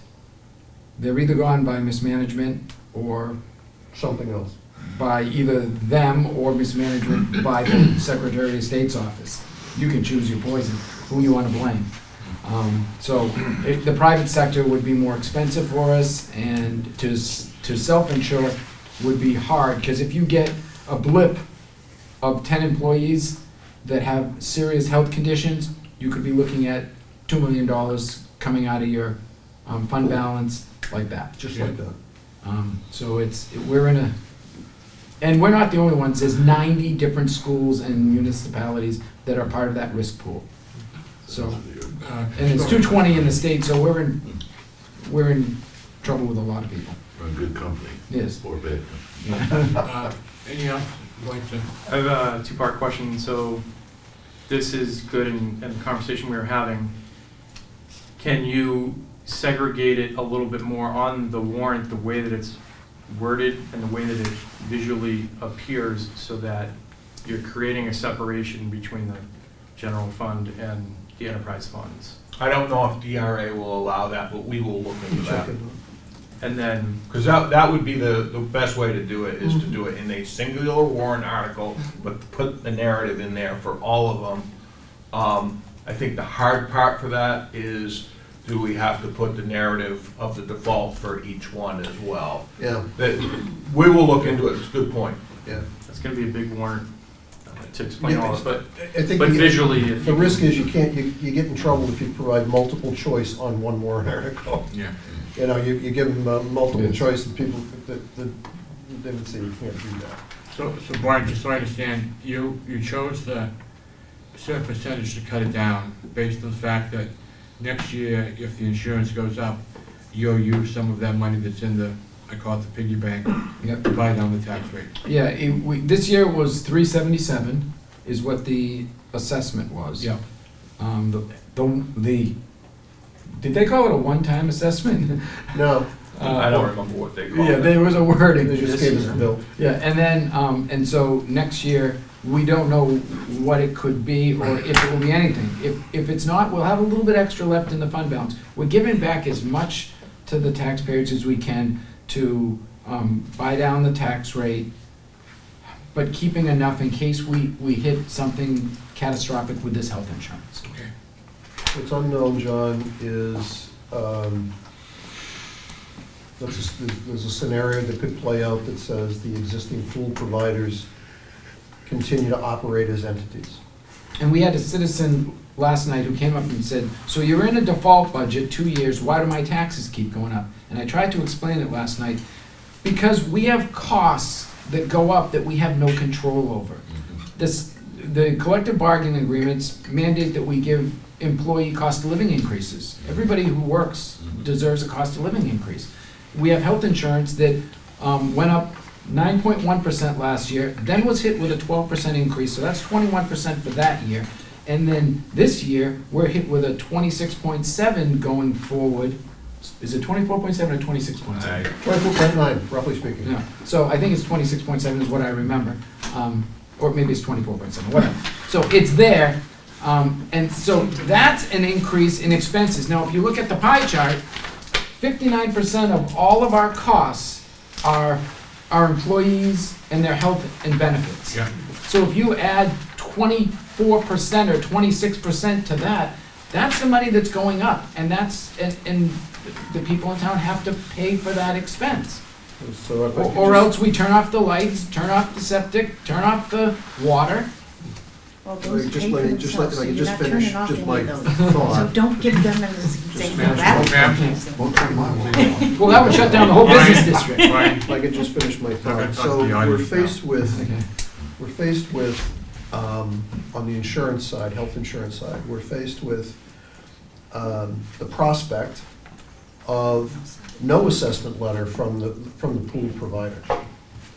We're faced with the prospect of an assessment letter next year from the pool provider. We have no idea whether we are going to get one or not. There's legislation, Senate Bill 54, that the Secretary is trying to get passed, which will at least give us an early warning, kind of a heads up, you're about to get something. It doesn't fix anything other than it gives us advance notice. There's a third option that says pool provider has excessive claims on their entity. To Brian's point, they claims exceed revenues coming in. They go below their fund balance, potentially go into receivership. The headline of all of those, as we sat there with the Secretary, is that we need to seriously think about as a town, protecting the people and protecting us from a shock. And we're gonna have a conversation with our board about maybe having a ring fence around a certain amount of those funds in the unrestricted fund balance, in the event that you know what happens. The other option would be we just go out to the voters and say, hey, would you like us to squirrel away a couple of $1 million, and that'll be not very popular, because you'd have to vote on it, and it will affect your tax rate. Now, Linda made a point last night about the buy down, and she's right. You buy the tax rate down, and that's good. Next year, it goes back up to where it was, and then it goes back up again. So it feels good now. You know, it's like that last cigarette you take just before you put the pack down, and it goes back up and goes up again. So we got to be careful about not over-promising continued tax rate buy-downs. So the county did tax rate buy downs for about 4 or 5 years with us, and they kept buying down their unrestricted fund balance. They burned it up. And then all of a sudden, after, was it 4 or 5 years, John? All of a sudden, the fund was gone, and they came. We have plenty of money in the fund. We're buying down, I think, $2 million this year. Oh, that's good, because was it last year or 2 years ago, they came to us and they said. 27%. 27% increase. Yeah. So now the county Roughly is doing a good job, and they have their reserves in place again, and everything's good, but they were deflating the rate that we were paying them, or the amount we were paying them, by buying it down and making it seem like they were operating really lean and really good, and that wasn't the case. Yes, sir. Just one quick comment. There are 3 items, I'm looking at this pie chart, there are 3 items over which basically default budget or not, That one? the town have no control over. That one? No. General fund, yes, that's it, the one by series. Yeah. The 100 series wages, non-negotiable. 200 series, non-negotiable, part of the benefit package. And the 900 series, which is the debt service. I got news for you guys, that's 73% of the budget. Right. 73%. Means you got $27 out of every 100 to play with. You got it. Yeah. So we on the budget committee and everybody else in town, as far as operations are concerned, can only monkey around with, if you will, 27% of that total budget. So just think about that. Right. If you assume that those salary and benefits are fixed. Exactly. And a big portion of why we've been able to keep the town operating, and Jim has said it over and over again, is because we've had staff openings in most of our departments.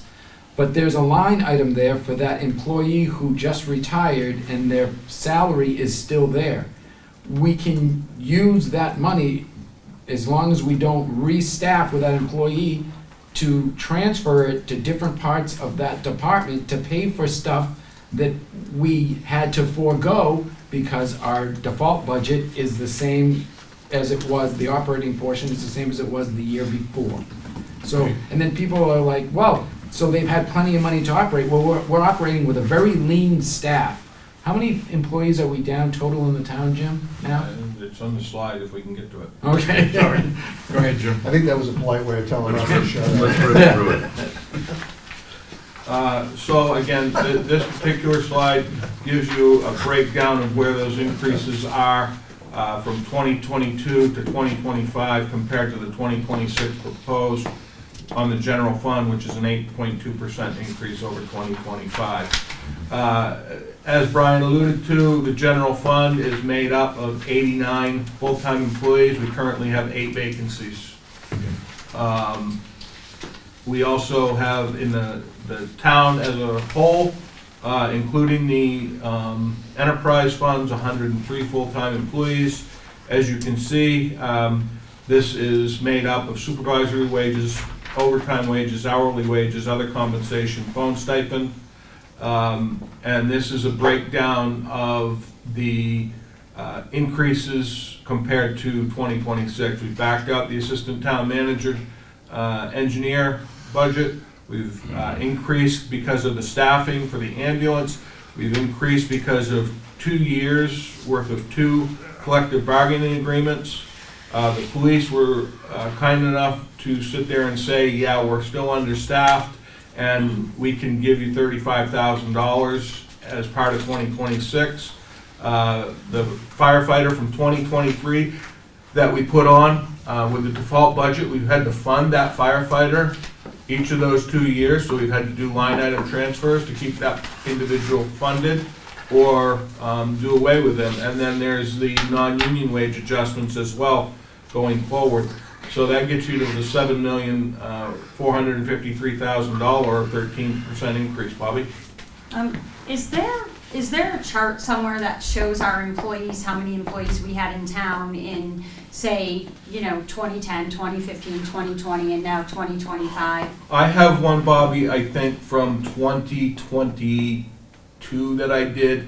I don't know of anything other than that one. How far Okay. back? But I can get that and forward it to the. I mean, is it board. easy to? Yeah, I've got to- it someplace here in the file. I just Oh, gotta okay, find great, it. great. Was thanks. it relatively in parity with where we are now?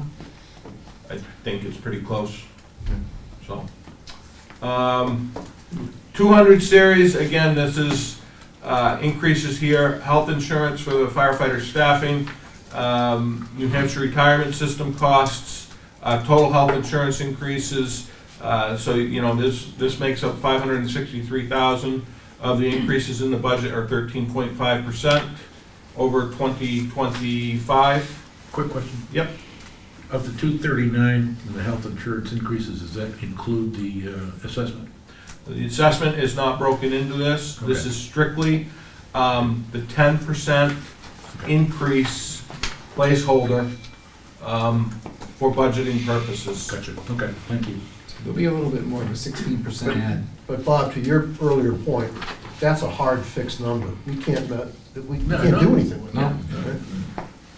Um, Well, we could. So 300 series, this is your outside services, communications, custodial, audit, legal. We've seen a significant increase in our audit. We've gone from about $30,000 to $60,000.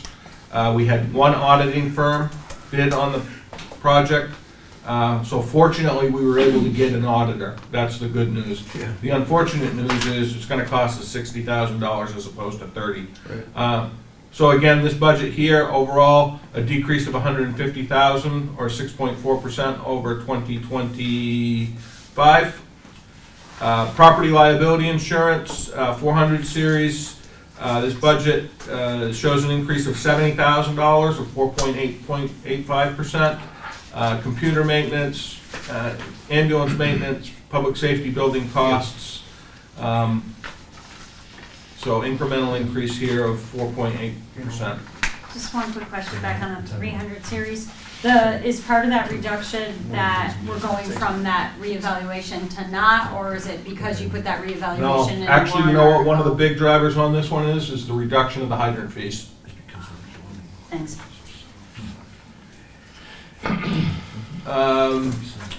500 series, decrease of $18,000 or 13.9% compared to 2025. Dues, subscriptions, advertising, printing. 600 series, 991,000, increase of 132,758 or 15.5%. Ambulance supplies, public safety building increases, and one of the things that was able to do in sitting down with the director of Parks and Rec, or excuse me, the director of Public Works, he had a number that he came in with for his highway maintenance supplies, et cetera, et cetera, et cetera. We were able to sit down, after I got my direction from the Board of Selectmen, we were able to find a happy medium between his request and the default number, budget number, to be able to give him the opportunity to buy more culverts, et cetera, et cetera, et cetera. So this is a balancing act between all of those budgets. Just quickly on that, is part of that, I know during a select board meeting, he was gonna use some type of vendor in a contract, and That has to do with the water department. that's totally different. It's water department. Thank you. Find parts. Okay, thanks. 700 series, so you're gonna see a big jump here. It's simply one item in all reality. The Board of Selectmen, myself, the police chief, we are at a critical level with police cruisers. The chief will be able to explain it to you coming forward, but we felt we needed to put it into the budget to get them some cruisers in the event that we end up in a default budget, or the budget passes. The concern we have, you know, he could buy a cruiser right now. It was a standalone warrant article, the voters said no. No means no. Can't buy one. And they're getting into a dire position where they need cruisers. He'll be able to explain it, but that's the big driving increase in this particular budget. And it is, I will note, it is noted in the budget as a one-time purchase only. So therefore, it will not be part of the default budget calculation in 2027. So it's not a run rate issue. We're not gonna take it up and then he run rates off that. 800 series, decrease to 74,000 and some change, Bobby? Can you explain that to me, how we can put it in there and say it's a one-time, not as a If we note it stand? as one time, it's articulated that we should be able to justify, okay, it comes out of the default budget calculation in future years because it's noted as a one-time expenditure. So it would not be affected by a default budget, is what what I'm hearing? In the future year. Okay, thank you. Just to clarify it. 800 series, professional development training, we have a decrease here of 74,000, or 15.7%. Debt service, so this is the big one, right? Good news is we're heading in the right direction. We've peaked, we've plateaued, and we're starting to go the other way. This does include the sewer debt service. We account for the sewer debt service in both the general fund and in the sewer fund. We do the transfer and we show revenue in the sewer fund to pay for it.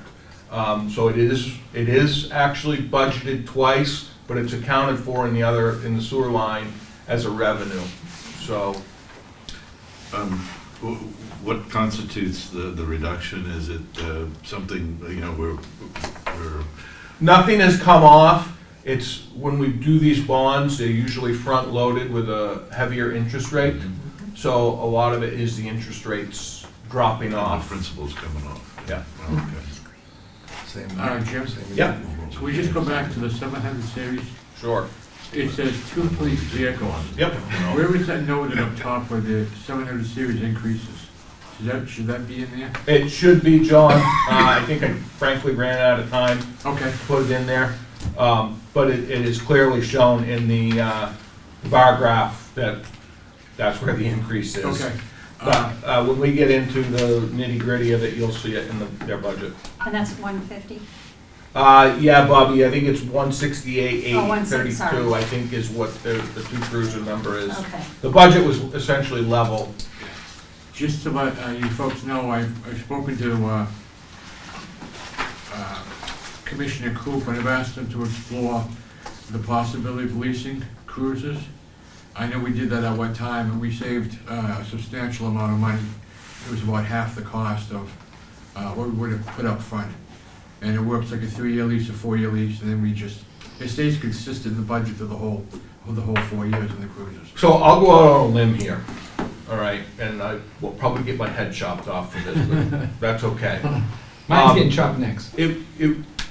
If I were in the chief's position, what I would push for is exactly what you're saying, but I would push for an 8-year program.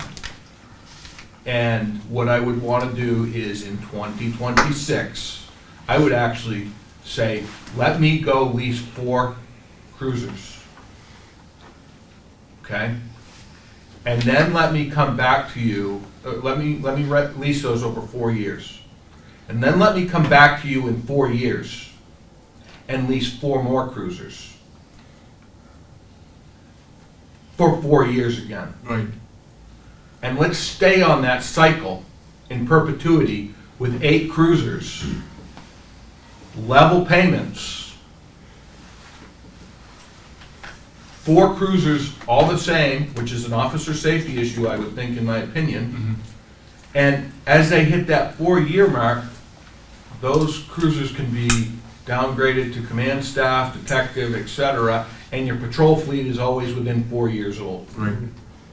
You could do 2 a year too. You could, but I mean, why not do, if this department needs 8 cruisers, why don't we operate it that way? It balances it out over the years. The only risk that I see with it is, each time you come forward, you gotta vote for 4 of them. And it is a 2/3 majority because it's that lease, that's long-term lease. That's the risk. Right. I thought at one time they had done that, or had started to do that until the interest rates on the leases Yeah. just got to the point They're, where. they're at like 6-7% now. And these are capital leases, right, Jim? Yeah, and Because you're not gonna lease a cruiser and then give it back. No, It's so a capital lease. they have actually companies now that deal exclusively with municipal leasing. And it's an alternative to a capital reserve fund. I'm sorry, Bobby? So we have, our fire department has leases. Now, how many do we have in the fire department and how are those working? One lease. One lease in the. And the only reason we did that, we had the opportunity when Seagraves hit us with the surcharge for the ladder truck. Okay, One of those other communities said, no, we're not buying this thing. So there was a truck sitting there Parts on the floor. that we had the opportunity to buy, okay. and that lease purchase was less than the capital reserve payment. Okay. And we were scheduled to replace that thing in '26 anyways. So it worked out really well. And the time value of money, we've actually come out ahead because we paid about $800,000 for that thing that's probably worth 1.2 today. Okay. Well, so 2 quick ones. One, Linda and I believe, also posed the idea of putting 1 cruiser in the budget and 1 cruiser in a warrant article to separate it. Gives the voters choices, do we want to supply 1 or 2 to the police department? And it makes it so that they're getting 1 probably one way or another. If our budget goes into a default budget, then those 2 cruisers are gone. And they're back with, working with what they have. So that was another option, but it didn't go. For debt service, here's something, $4.9 billion. That's what the town of Wolfeboro is worth right now. We have $40 million in debt. So debt as a portion of our total value of all the property in the town of Wolfeboro is 0.81%. We are not heavily leveraged as a town. The debt service looks high at $3 million, but we're not heavily leveraged because of the value of the asset of the town. Are you including what we owe to the school municipality in that for our, because we do. We don't carry debt for the school system. Say that again. We don't carry debt for the school system. Yeah, What Brian's talking about is you sum up our debt yeah. and you divide that up into town's debt, not the the- valuation of the town. We do, because we're a portion of the Kingswood complex and that is. That would be a separate calculation. That's an I'm operating just budget. asking of our, but it is calculated out based on our worth, Yes. The point he's making is, yeah. the big number of the recent assessment is roughly $5 billion. That's what the town's worth. And our debt is a percentage of that, you know, the gazinta, small number, gazinta, big number, it's a small number. And that's an academically appropriate conversation, and it's great. Oh, I'm not negating But that. I think our collective discussion on this is, that all makes a whole bunch of sense academically speaking, but it's all about the check that people have to write. Correct. And it's all about what Bob was saying, how much wiggle room or flexibility do you have in your budget if you continue to move that 77% or whatever the number was, 73. if you move that up to 80, you move that to 85%, then your wiggle room gets really, really small. Right. And there are some people who've sat on this committee that said that's a good strategy. It could be a good strategy is to increase your fixed costs because in a default, you got it. The question is that the right way to operate? And that's the question we all have to deal with. And this is why I've said for about 3 years now, that after the public safety building, and We're putting down the cigarettes. I wanted the public safety building to come in at $10 million, but it wasn't happening. That we shouldn't do any other capital projects until 2029. That's when our debt service is going to be down at a lower number that will be more palatable for our tax rate.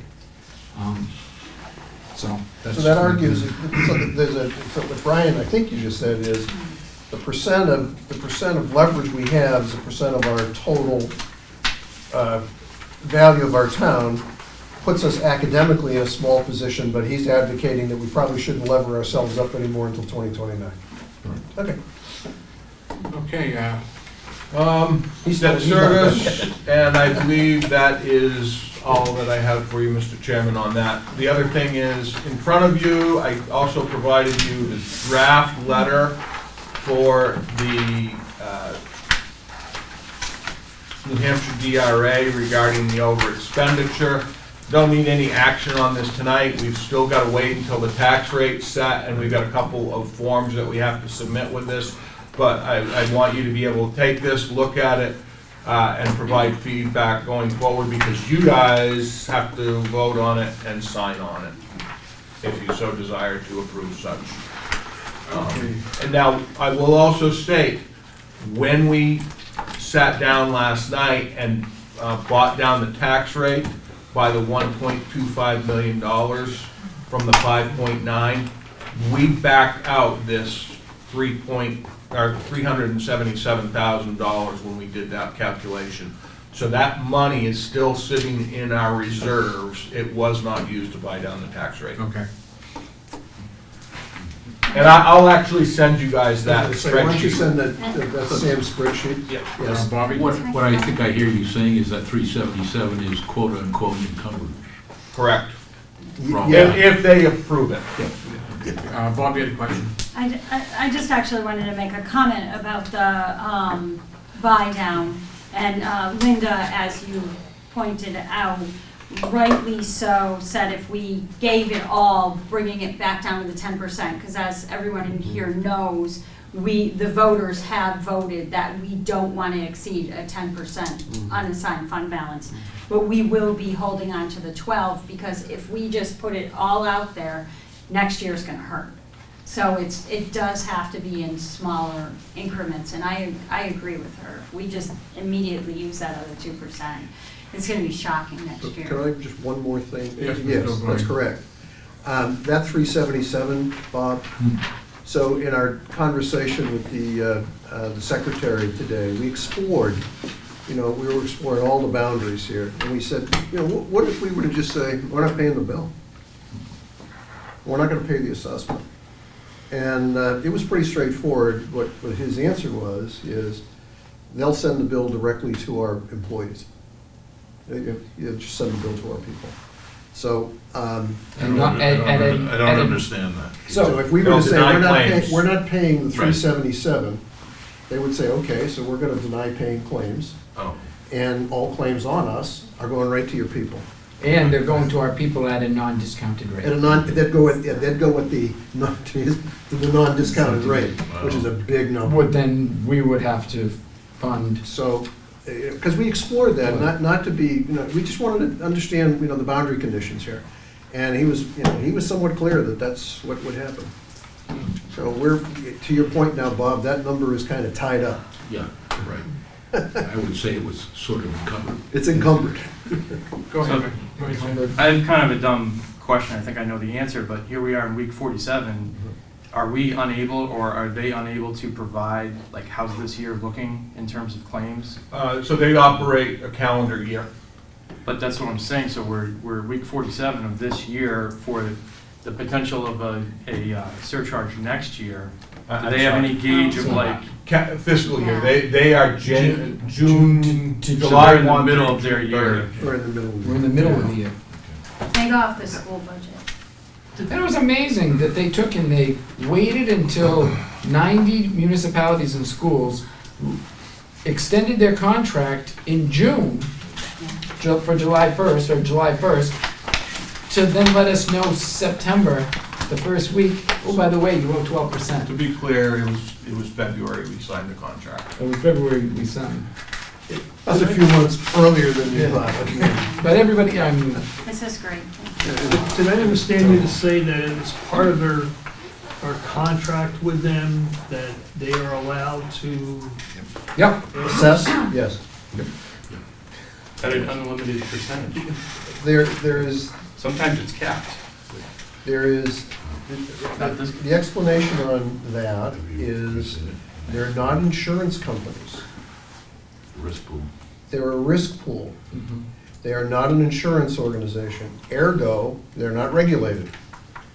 Ergo, what they do is they look at all the money coming into the pool, the money going out of the pool, and they have the right, if they see themselves getting into a little bit of hot water, they have the right and the ability to do assessments. And to be completely transparent, when things were going well and they were healthy, we would get a premium holiday. Yeah, get a premium. Well, they thought they were healthy. No, they were before COVID. Oh, And then COVID hit, And bam. and things were going well because their balances went skyrocketing because nobody was getting procedures. Nobody was taking elective procedures, so the balance went up. And then they had premium holiday back, and then all of a sudden, everything went haywire.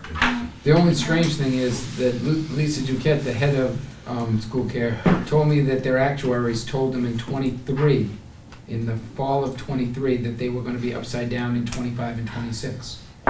So I asked the Secretary of State and David Lang, the regulator of risk pools. So they say that they can't be regulated, but we have a state regulator for risk pools. I was scratching my head. Why did they address it And, then? and then I said, so didn't you get all the information as the regulator and the Secretary of State from the risk pools? Didn't you see all those actuarial data that said that they were gonna be upside down? There was no answers. Bobby? I just have one question. Jim, do we have any documents anywhere or a spreadsheet anywhere or some type of information over maybe the last, 8-10 years of using the pools, using school cares, where we're showing that we have saved a certain amount of money had we not been on other health plans, just to sort of get that view of, are we at the end of the day with this 377 still ahead, or are we really behind? So that would require, I think, Bobby, that would require a calculation of expenses that were generated into the pool, or into their pool, as compared to, hypothetically, a self-insured or something. Yeah. And it's the B part of the equation Yeah. that I don't think we have. Now, Jim may say, no, you're wrong, we did. I don't think we ever did that. The reason I'm asking is because moving forward, having that data would be very helpful, whether we proceed with these risk pools and, or whether, Well, Because the problem with doing that, I think, is that you'd be guessing what others would have charged us. So I can go back, we did, I believe it we is have assessments. in 2023, I think it was 23, we shopped insurance. Yeah, And we got the data from school care to provide to Health Trust, and they said, we can't touch you, but I'll see if I can find that yeah, just if information. there's, over the few years, every time we've negotiated, if we can actually see the difference, because I think moving forward, as we're talking about potentially leaving this pool and looking at this, in the end, at the end of the day, is this 377, even though it hurts and it's like, 377. If but- this keeps them solvent and we get through this year with this assessment and everything levels out and and they're healthy, great, but what's the chances of that? I don't have a crystal At the ball. moment, Bobby, I'd say for the record, our ambition is to make sure that we protect our people and make Yes. sure that pool is healthy. Yeah. Anything else that we speculate about is, at this point, we don't want to go. But how hard is it to shop? Like, what's the lift on just seeing other options? So we have, I've instructed the HR coordinator to get the information on our averages for Yes. claims. Yes. For two reasons. One, if school care goes under and we have to fund claims for 3 months, are those claims more than what we're paying in premiums? If they are, what is it? That's So the we ring can fence hold that around money restricted fund in balance. reserve, and to be able to shop. The problem is, we're just big enough, but yet just small enough We're a little motorboat. that nobody wants us Yeah. in the privates.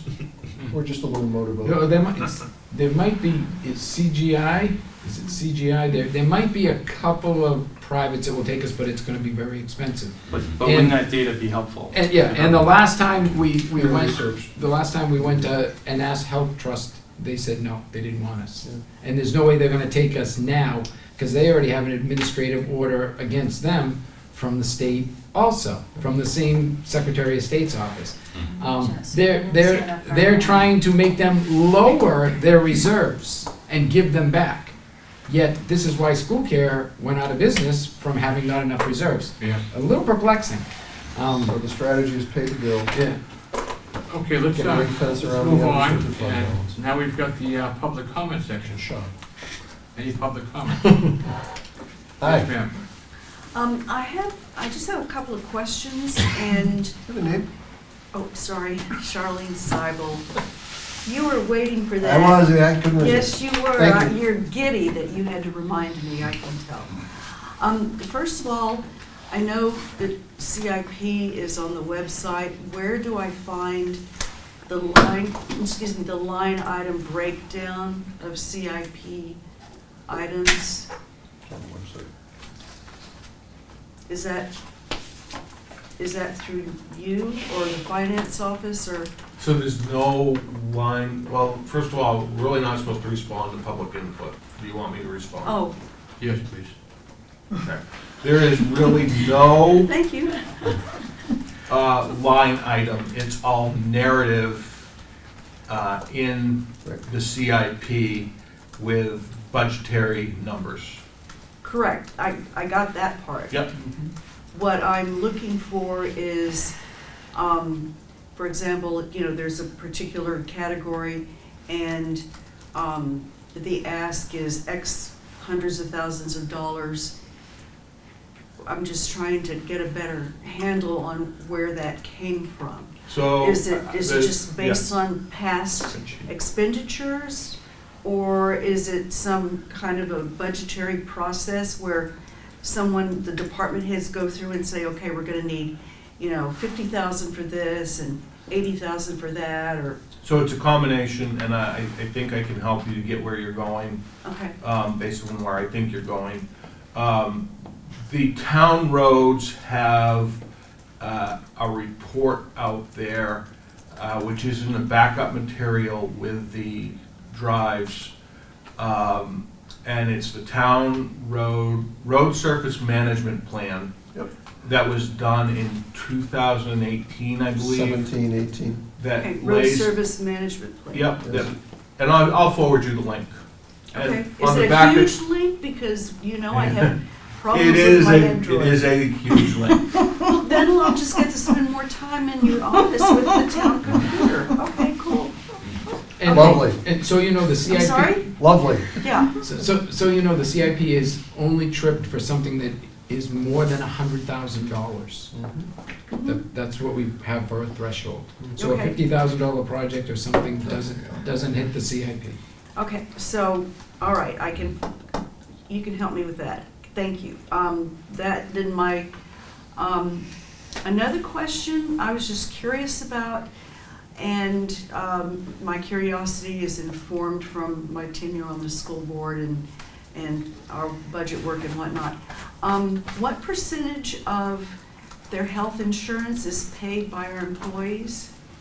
10%, Okay, so they contribute 10%. correct. Okay. All right, that's, okay. I think those were the only, oh, and how would I get a copy of tonight's budget handout? I'm hopeful to get that on the webpage tomorrow. Okay, And do you want a copy of it? I would love a copy, I mean, if you don't mind. I think I've got plenty here. Okay, Jim, we great. just wait until it's correct. You're still gonna put the 2 cruisers in there. On the, did you miss Yeah, the 2 let's- cruisers? Clean it up. Mhm. Yeah. Okay. Thank You're gonna you. get it when you come into town hall. Okay, okay. And the last thing, you've probably already thought of this, but, you know, I've heard a lot of discussion about how important it is to educate the voting public, and I know that that can be a tough nut to crack. Have any of you ever thought about making a presentation that you could go to Wolfeboro Community Television and Brian, don't you participate in various shows, bringing people up to date about the town, or do I? That one, I did one with Luke, and Luke doesn't do that anymore. Okay, fine, he doesn't do that, but I would just think that it might be helpful to reach out to Wolfeboro Community Television and see if they have an appropriate format where you could take some of the more confusing warrant articles and some of the budgetary items that the general public doesn't necessarily understand, and basically do a presentation of town budgeting for dummies. Or, I mean, obviously you're not gonna call it that, but, you know, it's that I wrote kind the of a book. concept. And also, do you ever, realizing that newspaper subscriptions are down because of everything being online, but there's still quite a few people who do read the Granite State News.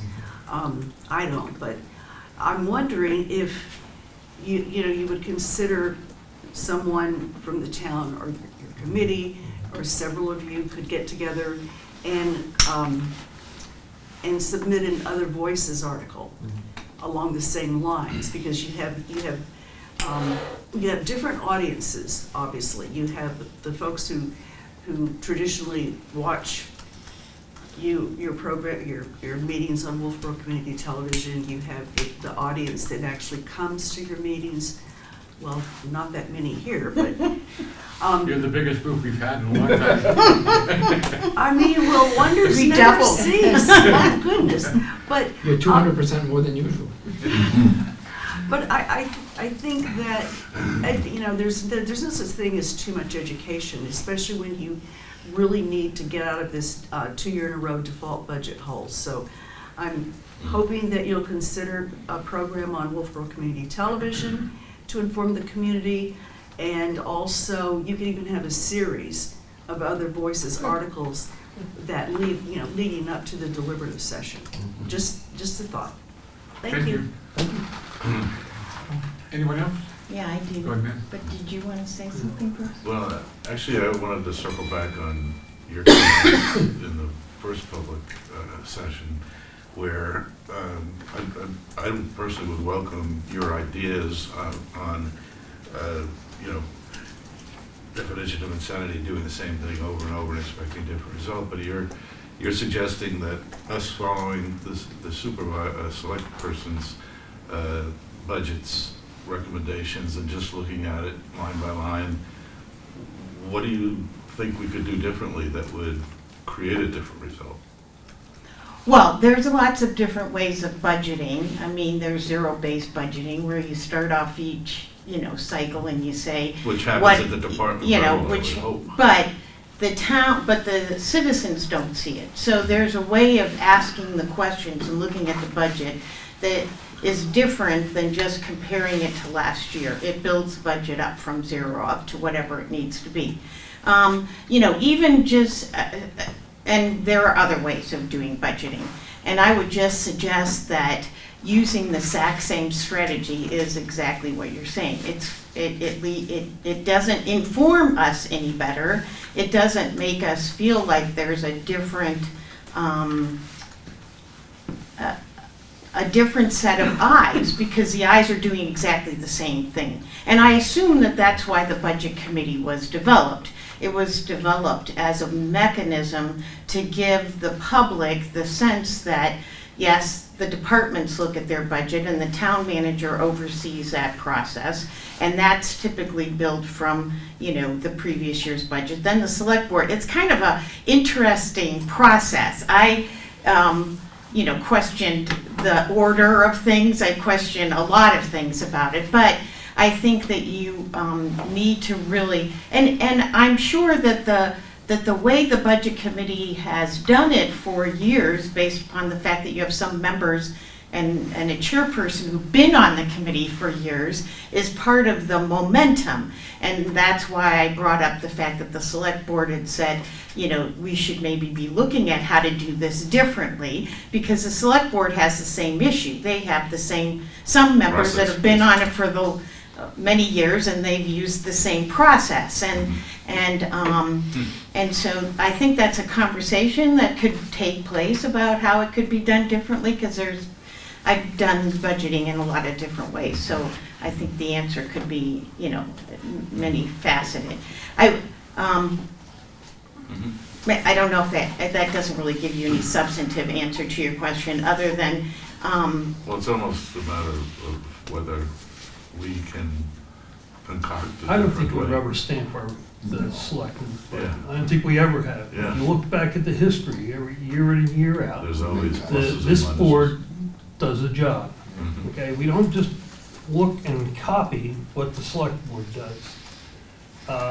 But I think So I what kinda you might be take saying issue is with we're following that the same inference. process. They're using the same But process, still, which we produces. come up with different. And I didn't come up with the de minimis comment. That I was a did. select board member comment. I did. And I didn't come up with a comment about we need to do things differently either. Those were both select board comments. And it wasn't meant to be, if I could interrupt. No, I no. apologize, it wasn't meant to be a swipe. What I Right. basically did is I took the operating budget proposed, operating budget of you folks, and I did a wiggle chart as a percent difference between what we proposed and what you went to the voters with. And the distance between the two, academic term, of course, is de minimis. Because the budget process allows, it starts at the department head level, and it goes through several checks Right. along the way, and it gets cut. So by the time we get the budget, It's perfected. it's, And Well, you I guys, mean, perfected. you guys we make usually cuts. get the hit with healthcare as well. Right. yeah. That's where you get, because it's the second week in November, we traditionally see that number. And up until a few years ago, I don't think we factored in the 10%.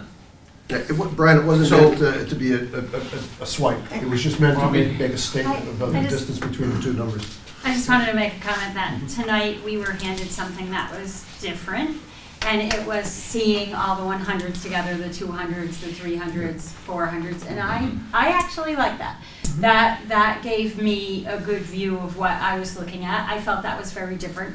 I also have to say, John has never Right. said out, this is what 100 Right, stands for, this is, right. and so That John, helped. Yeah, I very thought good, that was John. really a thoughtful Thank way for the Yay, people John. at home to be able to see what, because they're not really looking in our We book. can't see the books. But I do think that was really nice tonight, and I did just tonight alone see within this room that we had quite a few changes tonight that I found for myself as a citizen a nice way of looking at it. So I do thank those changes. I think the changes don't have to be massive.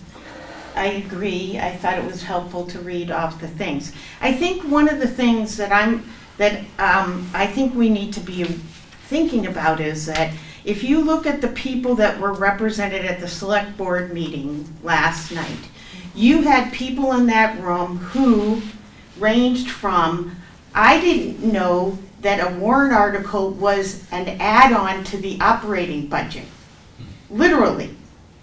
there's somebody in the room that came up and asked that question and said, I'm not, I mean, it's a reality. I'm okay with the realities.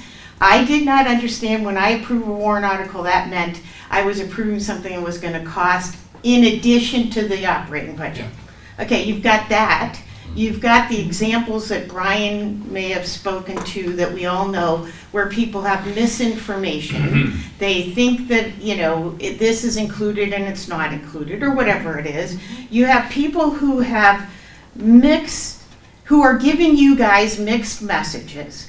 And the perfect example from last night's meeting is, we want you to maintain our friggin' buildings. We, yes, voted to take them on, but then you're not maintaining them. Yet, when you look at the way the budget is reviewed and the amount of area that there's wiggle room in, what's gonna be the area that's gonna get cut? When every time you go through the budget and you have 27% of the budget that you can do anything with, and in that 27%, you've got maintenance. It's always going to be in that 27%. And you've set a benchmark of only increasing it by 10%. You're always going to cut maintenance. So unless you convey to the public, you are going to be in that hole every year. And that's what's gotten you to where you have all of these people who are incredibly upset at you for the fact that we're in the hole, when in fact they've actually driven you into the hole and there's no place else to be. Then you've got the people who last night said outright clearly, you're just misleading us. You're misleading us, and every time you mislead us, I become more distrustful of you. And here are the examples. You come out and you say, I'm going to pass this warrant article, and in the first year it's going to cost me nothing. And in the second year it's going to cost me nothing. And in the third year it's going to cost me 3 cents. That was the example he gave last night. I'm not saying those are real numbers. I'm saying this is what you told me. And so the bottom line was, it did maybe cost you 0 in the first year, but it didn't cost me 0 after that. 3% it went up to 3 cents, it went up to this, and then it went up to that. And now I've got this debt, and it's costing me that. So you've got people who say, you've been misleading me. You've also say another misleading that people will say, and they said it at last night, and they said it at last year's deliberative session. You say that those enterprise zones don't cost funds. Don't cost me anything, but I'm paying for that sewer capital, and I'm paying for that debt on the Pop Whalen. Don't keep telling me they don't cost me anything, because now I don't believe you. You know, you may say, oh, well, we take that out, but no, they're costing me, and that's in my operating budget, and the operating budget, and that's affecting my tax rate. So stop telling me they don't cost me anything. And then you've got the people who say, I don't understand the tax rate. And that's going to be incredibly hard this year, because you've got the reappraisal. And already you've got people going, oh my God, the value of my house went up by $500,000.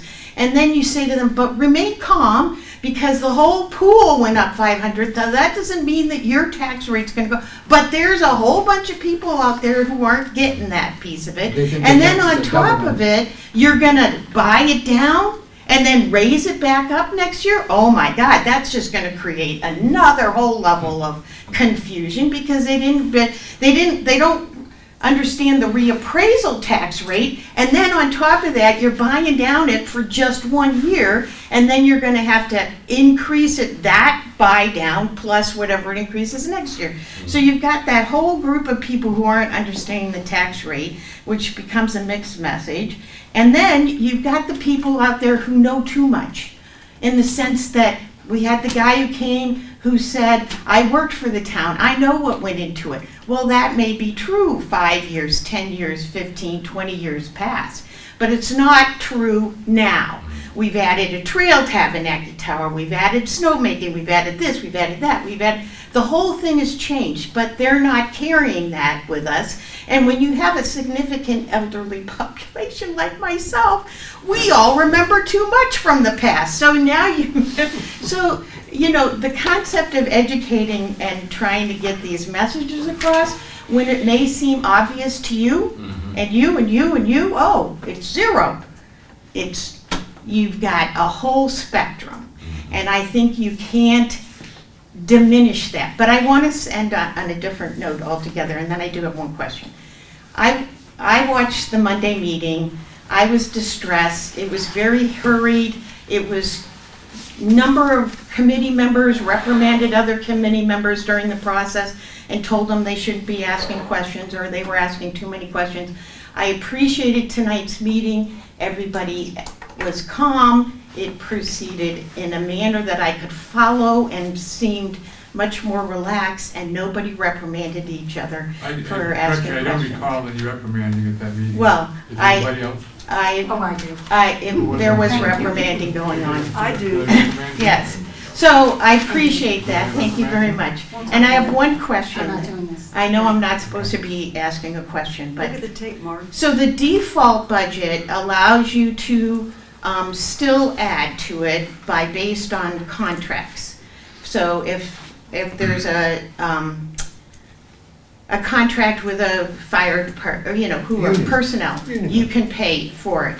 So how is it that the contracts that were passed last year's warrant articles are doubled up for next year's budget?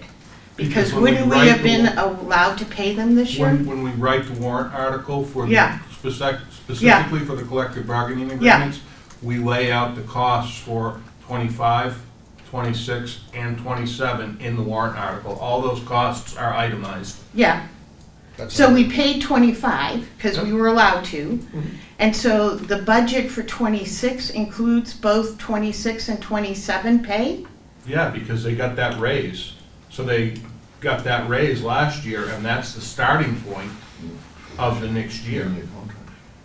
Which is what they got in 25. So So they they got- got the raise in 25, Yeah. and so the starting point for 26 So is the, is X plus right, Y, and then we give them that raise for 26, which is an addition. So when we go to 27, it will be X plus Y again. It accumulates. I got the step.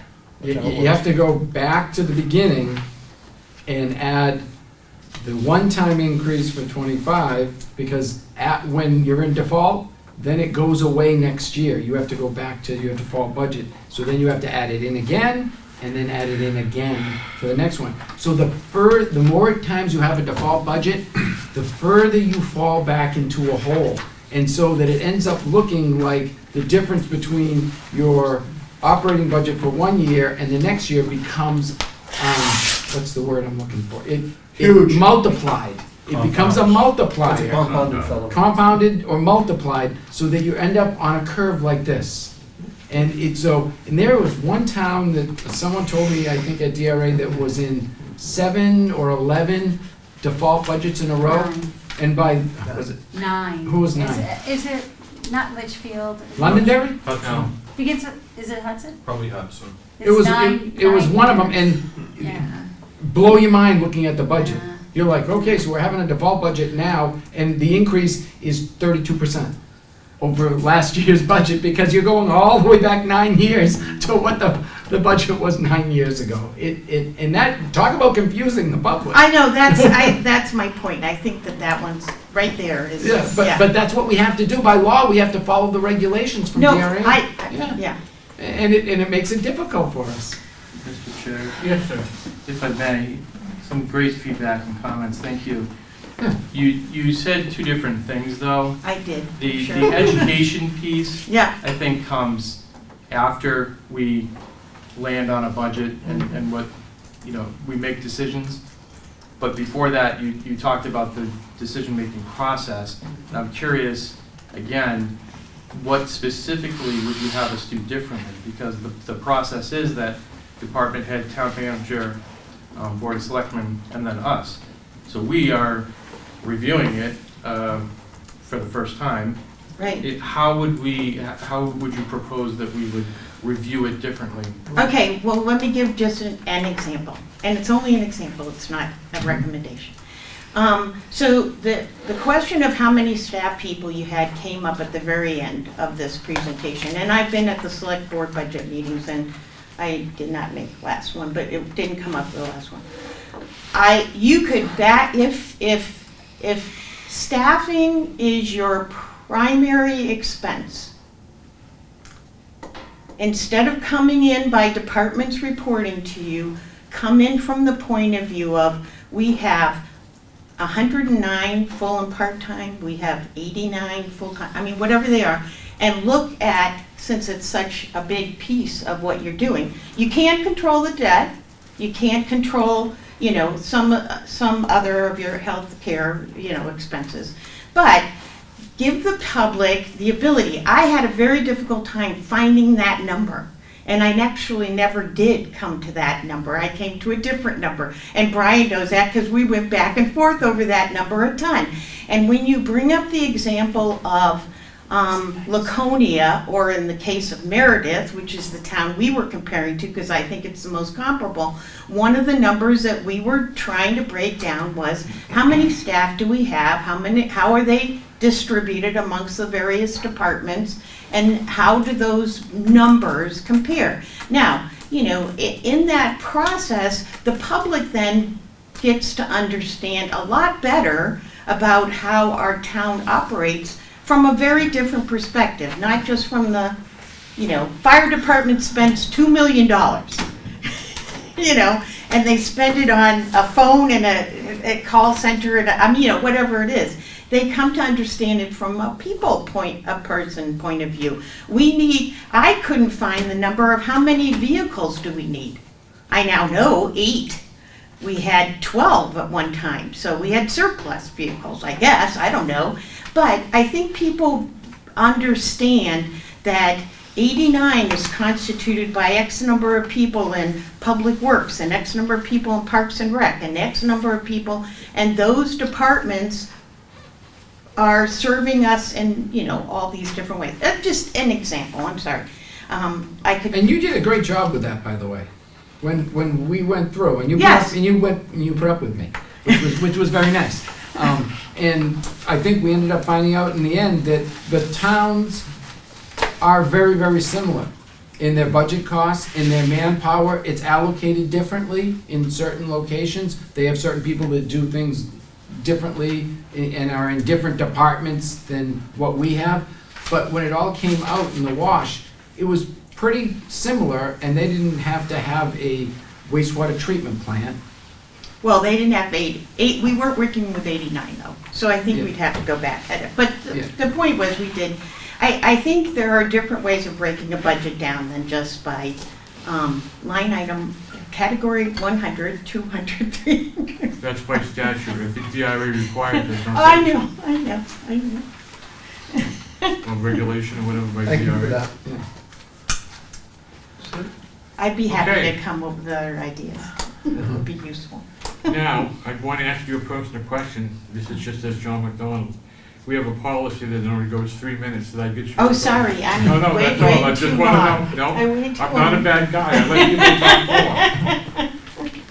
And you're in the public safety building. He let me talk longer than 3 minutes at the last meeting. Right. I greatly We also appreciate were it. asking you guys questions and This is having banter back and forth. So this isn't Yes. like 3-minute stop. Jim Yeah. was All body answering fine. questions. No, but that's a good point, yes, there were questions asked, yes. God. Okay, motion to adjourn. Nope, I take one it more that's thing, all. one more Yes, sir. thing. On a brighter note, Christmas toy drive, next Saturday, 29th, at the train station, 4th annual. Anyone wants to drop a toy, make a donation. It's a Wolfeboro Children's Christmas Fund. I do all the collecting, and all goes to being lines at the police. Okay. During the parade. And do the ones that get During dropped the off parade, here go to? 12:30 to 3:30, what's that, man? The ones that get dropped off here at the police fire So station? it's the same, It's the same thing. It's the same thing. Because that's yes. what I always. And do. how about that Christmas tree? That's a Yeah. nice tree. I'm That's gonna one of say, the yeah. About nice- that Christmas tree. That come from your yard? I got, we're gonna. Brian's yard. No. Okay, guys, I want to wish everybody a happy Thanksgiving. We'll see you after Thanksgiving. Mr. Chairman. And I need a motion to adjourn. So moved. Is there a second? Second. All those in favor say aye. Aye. Thank you, everyone. Bye-bye.